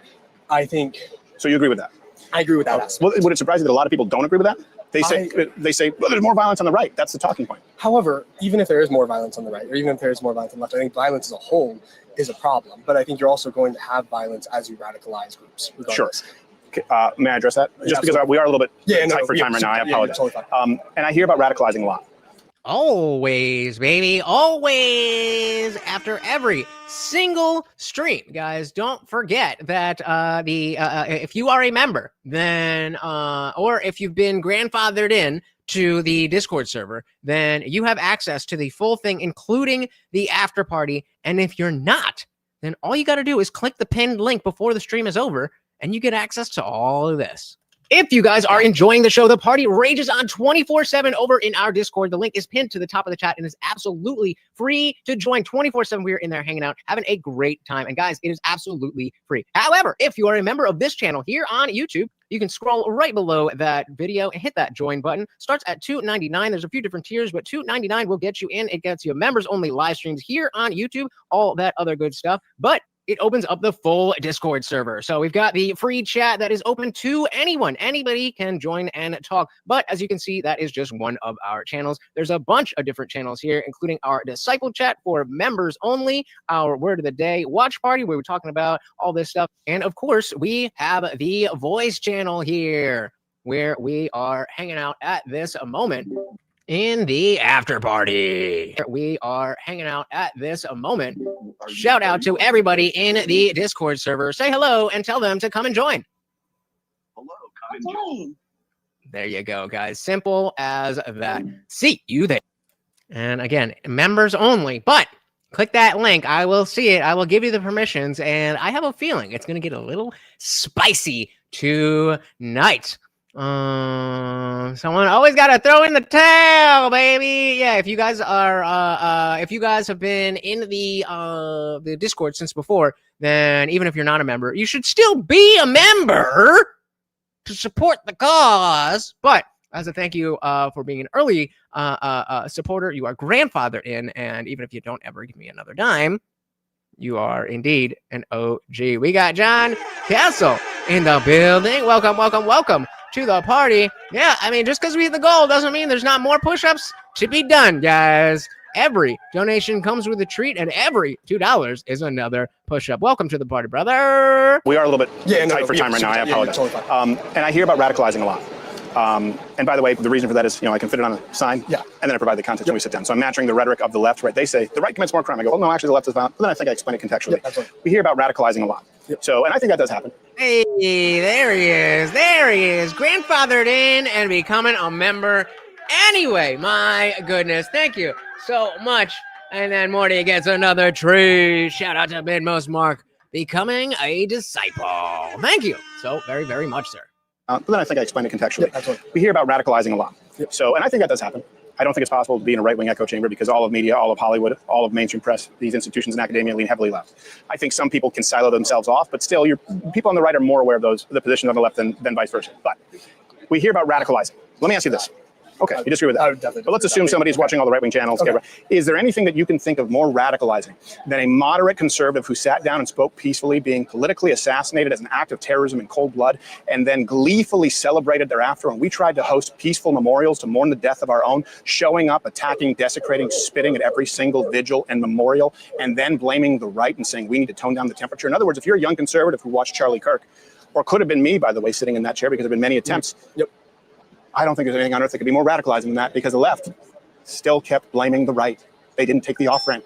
Okay, but I would also argue we don't know all the motivations behind why the shooters were. Sure, we do. Also, we can't. We do. Okay, but it was come out and stated that he was like doing this for left-leaning political reasons. He said it. Far before you could have even known what it was. No. A lot of the statements. Like, are you aware that, by the way, I this is just because it's relevant, we had a leak under the DoD. So we were my team right here. They were the people who broke the news that there were engravings on the bullet casings. Okay. There were anti-fascists, that were weird trans sort of 4chan type stuff. That's the OWO notices bulge. And the reason it was leaked to us from someone at DoD, DOJ, is because they were concerned that it would be buried. So when we released that, which of course now we know is true, it's been confirmed, we were tarred and feathered as liars and fake purveyors of fake news. So we knew it before anyone else, and I've been following it since. He said it was an act of political violence. He said that he killed Charlie Kirk because he was hateful and fascist. That's enough for me. Okay. That's enough for me too. That is wrong. Absolutely. And so Yeah. We're not wrong. Do we agree that it's pretty clear what the motives are if the person who does it says it? Yes, if he's said it, I mean, you could still and engraved it. The engraving though isn't necessarily leftist. Like I think you could definitely make an argument that it is leftist, but you could also make an argument. One, you could easily make an argument that you wanted to add division. Shooting Charlie Kirk with a bullet engraving that says "fuck fascism" when Charlie Kirk, and by the way, yours truly. Yeah, I was gonna say, hey fascist catch, and what was the fucking furry thing? Something known as his bulge. Ooh woo. Really have been accused of being fascist for a decade, and then you read the writings of him saying he's hateful. Bella ciao, bella ciao, bella ciao, ciao, ciao. I only know that because, well, I mean, actually, no. I first heard that. It's a catchy ass song. I hate that it is. Money Heist. It was a Spanish heist show that on Netflix, and then they turned it to Money Heist. Did I say that? As La Casa de Papel. It was about this heist where they robbed the bank, and it was fucking dope. And then it got a lot of attention. So Netflix America took it on. It became Money Heist. That seems pretty clear to me. In other words, you sent a bullet with the engraving "fuck fascism" at the person. Absolutely. People said Charlie Kirk was a fascist. This person believed it, shot him because he believed he was a fascist. Is that not clear? That is clear. What I would say, all of us say though, is that that doesn't necessarily mean it's far leftist. But even if in this case it is far leftist, I still don't think. Would we agree that the reasoning for the murder was the rhetoric of the left? They are the ones who accuse people like myself and Charlie Kirk of being fascist in comparisons to Hitler. If they weren't doing it, no one would think we're fascist. I would agree that the rhetoric on both that is one I have not heard before. sides, though. No, not on both sides. We don't accuse the left of being fascist and Hitler. I agree. That's not necessarily Well, unless they're Antifa, because they're fascist. really happening. But I think that rhetoric in general, this far push, we are pushing so heavily towards a us versus them statement on both sides, on both the left and the right, that the other guy is evil and the other guy is wrong. And that is true of a lot of both people that I know personally and in general. And we gain nothing from an us versus them mentality, ever. The only time you can get benefit and value, that's the whole point of your show, is to build a relationship with somebody and talk through your problems. And it's when you recognize that the other Build a relationship based on truth, though. Absolutely. Yeah. And I don't believe in linking hands with people who celebrate the assassination. And the problem is that 62% of those on the left, 62% YouGov poll after Charlie Kirk was killed, 62% on the left believed that it was somewhat to completely acceptable political violence. 77% of self-identified conservatives said no. Snap. It's interesting when you hear the 38% is okay. That's a weird number, but then you hear the other side of it of like, what is it, 70? Believe that it was somewhat to completely acceptable political. 62%. 62% believe it's okay at some level. Like he said that stat already, and yeah, oof. Stochastic terrorism. Oh my goodness! You're using their language. You are using their language. Oh wait, Adam. Oh god damn it! I was gonna. All right, hold on. 77% of self-identified conservatives said no. Snap poll before Charlie Kirk was killed, 6-1. Left supports violence over the right. Another poll from Rutgers after Donald Trump, right? The attempted assassination, over 60% on the left supported it. You don't find that from conservatives against Kamala Harris. Over 60% firebombing Teslas, over 60% assassin. So in other words, you do have to look at the rhetoric, you do have to look at the acts of violence, and you do have to look at the preponderance of evidence, the totality of the polls that shows one side of the political aisle justifies, supports political violence as a means to an end, and that is the left. What about January 6th? That's exactly. Let me give you some context for January 6th. Do you realize that more people? Oh my God! More people at ICE facilities in the state of Texas have been killed by left-wing violence in the last week than all of January 6th combined. Yes, there weren't deaths or killing during January 6th, major ones, because how many FBI agents? 276, I believe. It was it's the But capital. my point is, why do you reach back to January 6th for whataboutism? Right up the street, you have more violence than January 6th. Also, and we haven't gone 3 days in the last 2 weeks for that leftist violence. In other words, there's no equivalency. What about January 6th? I agree, but however, also you have to recognize that for one, the aspects of ICE, I think that is a major issue and a major problem. And if we could have time to go into that, I know we don't have. I'm sorry. I'm so sorry because they're booed because of security. Easy to go into, but like that right there is a major problem as well. And I think there's something to be said. How so? With ICE and all that, the lack of due process given to immigrants being deported. Okay, so what you just said, I just want you to bear with me here. That kind of rhetoric, that there's a problem with ICE, no due process. People who are here illegally are not entitled to the same due process as American citizens. And that kind of rhetoric is why people shoot up ICE facilities. They're doing their job. A slight change in deportation policies, and by the way, I mean very slight, because Barack Obama did it too. He had to give speeches on it because he was like, guys, we have to deport some people. A slight change in border policy is not something that warrants any kind of justification for the fomenting violence that we see from the left. ICE is doing their job, and illegal aliens are not entitled to due process. They never have been. Constitution peoples in the U.S. are entitled to due process. To American citizens, to natural American citizens. Well, some things are persons and some things are citizens. So I just put up a poll inspired by, excuse me, what Gabriel is asking: Candace Owens versus Turning Point and other parties about Kirk and Israel drama. I don't fucking know. I honestly don't fucking know.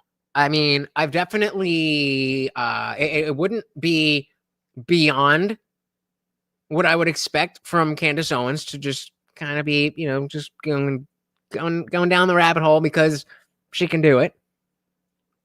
There was definitely some type of personal conflict. I don't think, it doesn't seem like, from what we could see, it doesn't seem like whatever conflict they had was, you know, like serious. It was just like, all right, we're not going to work together anymore, or we're just moving in different directions or something like that. But I really don't know. I think, you know, when it comes, like, if you bring up Ian Carroll and like in the same day, he was like, oh, Israel did it. It was said, oh! It's like, all right, bro. Even Nick Fuentes was like, come on, dude. But I really don't know. And I think that's okay to say. I think it's okay. I don't know what the fuck happened. I'm willing to listen.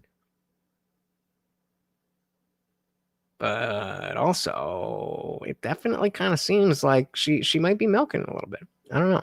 I don't know. And like, from what I've seen, she's always like alluding to things. Instead of like when it came to the Bridget McCrone stuff, when it came to even the Harvey Weinstein stuff, she had the receipts, she had the conversation, she had the emails. Now she's just like kind of flailing. And political blue balls is a good way to put it. Like a mindset, Candace is milking that white woman look for. What? That's crazy! Okay. Weird, but that's something you care about. John said Candace is sometimes like if reaching was a person. Fair enough. Memo said the shot came from his lapel mic or the camera just behind him. What shot? What? Oh, did I miss this? Memo said they need to realize that the Democrats foment this behavior. Swalwell quietly while outside that outside the Republicans are responsible for the shutdowns. Say that shit with your chest. Stand on business. You got some shit to say, fucking say it. Fucking stand 10 toes down. Yep. There's a visual ejected shell casing from the camera behind him. It's almost like he got shot. All right, let's finish this up. I'm ready for the after party. Remember, guys, nobody's joined. It's just clicking a link and you're in. That's it. American citizens. To natural American citizens. Naturalized American citizens. Let's save that for the after party. I don't know, with like, because I'm still in probation from that strike from the stupid fucking poll. So we'll save that for the after party. Someone happens to set foot in our country, if they're a terrorist, they're entitled to due process, as opposed to, and we're not, by the way, executing. Yes. Yes, Stephen Crowder. Unfortunately, that is how the law works. To set foot in our country, if they're a terrorist, they're entitled to due process? Yes. That is what makes us better than them. That is what makes us better than them. Because if you go there, you're not going to get a fair trial. If they are a terrorist, well, shouldn't be that hard to prove. But absolutely, you get due process. Do you get the same level of due process as a citizen? Of course not. But is there a process that is due to you once you step foot on American soil? Absolutely. That is not a question. Of course there's due process. As opposed to, and we're not, by the way, executing them, we're deporting them, we're sending them back to their country of origin. Yes, because that is what makes America amazing, is that you are innocent until proven guilty. Where are you getting this idea that anyone who enters the country is entitled to our The Constitution, brother. Constitutional rights and due process? Where are you getting that? People in the U.S. But where are you getting this idea? In other words, that's not anywhere in our laws and our founding and our Constitution. That Really? Okay. So, this is still the 19th when I was doing that debate. Where in the Constitution does it say that non-citizens have some form of due process simply by stepping foot on American soil?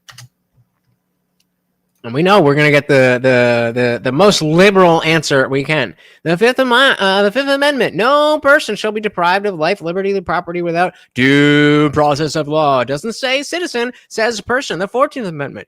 Nor shall any state deprive any person of life, liberty, or property without due process, nor deny any person within its jurisdiction. That, well, then we get into that part, the jurisdiction part. But again, notice that it doesn't say citizen, it says person. The Supreme Court has interpreted the wording to mean that any person physically present in the United States, including non-citizens, even undocumented criminal aliens, are entitled to certain constitutional protections, at least regarding to due process and equal protection. The process that is due to you. That doesn't mean the same thing as Americans. It means the process that is due to you. Huge L for the fucking last, 10 minutes of this fucking thing on the comeback. 5 minutes. anyone who comes into this country illegally is entitled to due process. Yes. Their constitutional rights. They're not. Where they are you getting that? Fifth Amendment, 14th Amendment. In the we the people under the U.S., it is. They are not we the people. They're not Americans. They're not allowed to be here legally. They are absolutely people. What are you talking about? But should violent criminals be allowed to vote on law that relates to crime? What is it? What does voting have to do with due process? What is happening? This is why Charlie was the fucking king, because he wasn't fucking playing these gay ass games. Due process. Why? Where are you getting it? Because of the fact. Aside from you feel that they should, what's the basis for it? The Fifth Amendment, the 14th Amendment. Because that's how the Constitution is stated. So this is again another aspect of standing on business. Like he knows. I just had to look it up, and we've talked about how in the moment it's not as easy. This is the moment we'll be like, wait a minute, I'm pretty sure there's some level of due process. Can I Google this? And if he says no, you can't Google while we're having a conversation, well, that's a fucking red flag. But then you Google it and you show him the 14th Amendment. Oh wait, and the Fifth Amendment. No. Is the it is not. That's what I'm saying. So where are you basing it if not that? But the problem is you have people saying, hey, ICE are breaking up families. Hey, they're violating human rights, civil rights. Hey, you know what? Let me put it this way. Send the families with them. I'm totally with that. Send the families. Send the families with them. I'm not, trying to make a liberal stand on anything.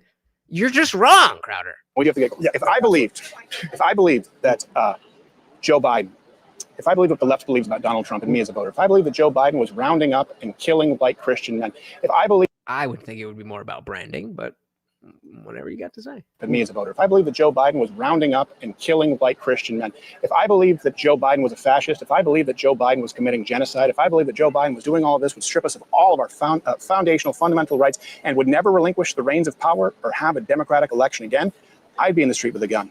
Those on the left believe every single one of those premises about Donald Trump and his voters. So you understand why there's the violence? Also, again, I would say that just like the beliefs about ICE. That is a generalization again, because you're saying every single one of the voters on the left. Everybody on the left believes every single one of those. A majority of people on the left believe that. They believe what you believe about ICE. These are men doing their job. A slight change in border policy, that little rationalization leads to violence. Just like Charlie Kirk was a fascist and it was engraved in a bullet. So here's the other side. I absolutely agree with you that like we should not be labeling people as necessarily things. They have. We got to check the comments. Like there's no way. There's no way nobody called out. Let's see. We'll do Control F. Control F. Nobody. Not one single person. Bruh, check the Fifth Amendment vis-a-vis due process. That was embarrassing. That was embarrassing. Yikes. All right, guys. Shout out to Matthew King. We would have been having a very different conversation. Well, a similar conversation, but it was a good one. I'm glad we moved over to that. I think it was a more relevant conversation. You guys know what time it is, right? It is time for the swamp goal. You guys paid me. Now pay yourselves. Where are we at? $52 is 26 push-ups. I can do 26 push-ups. You can do 26 push-ups. If you can't do 26 push-ups, do 20. You can't do 20? Do 15. Do 10. Do 5. Just pay yourselves. You paid me. Let's go!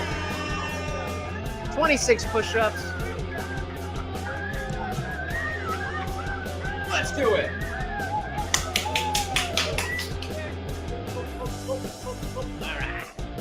All right. Ready? 1, 2, 3, 4, 5, 6, 7, 8, 9, 10, 11, 12, 13, 14, 15, 16, 17, 18, 19, 20, 21, 22, 23, 24, 25, 26, and 1 for good luck. Let's fucking go! Who paid themselves? Who paid themselves? Let's fucking go. Let's fucking go. Viewers to the left failed and right failed. Both sides failed for different reasons. Bingo! Yup. We gonna get it. Anybody else get it? Is it just me? I know somebody's paying themselves. I know somebody is doing it themselves. Minmo said I got my money's worth. I am glad to hear it. And then guys, remember, the after party starts now. I just want to give a big thank you to all of the donations. Of course, we had our boy Funk Master General Tech with the onesie. Okay, Funk again. And then we got Boxy coming in. And again. And of course, Midmost Mark as a new member. I hope to see all of you over in the after party. Adam's already over there. I guess most of you are little bitches, but hopefully I will see you over there, guys. Thank you so very much for hanging out. I really appreciate it. I know you guys could be out doing whatever it is that you want to do, and yet you are here hanging out with me and the Overlord getting him some peanut butter, getting me some push-ups in. You guys are amazing. Thank you so very, very much for hanging out once again, guys. That is the Overlord Morty, my co-host, and I have been your host, Lutch, aka the Indian Jesus, here to resurrect the second coming of common sense. Until next time, guys, we are out of here. Peace.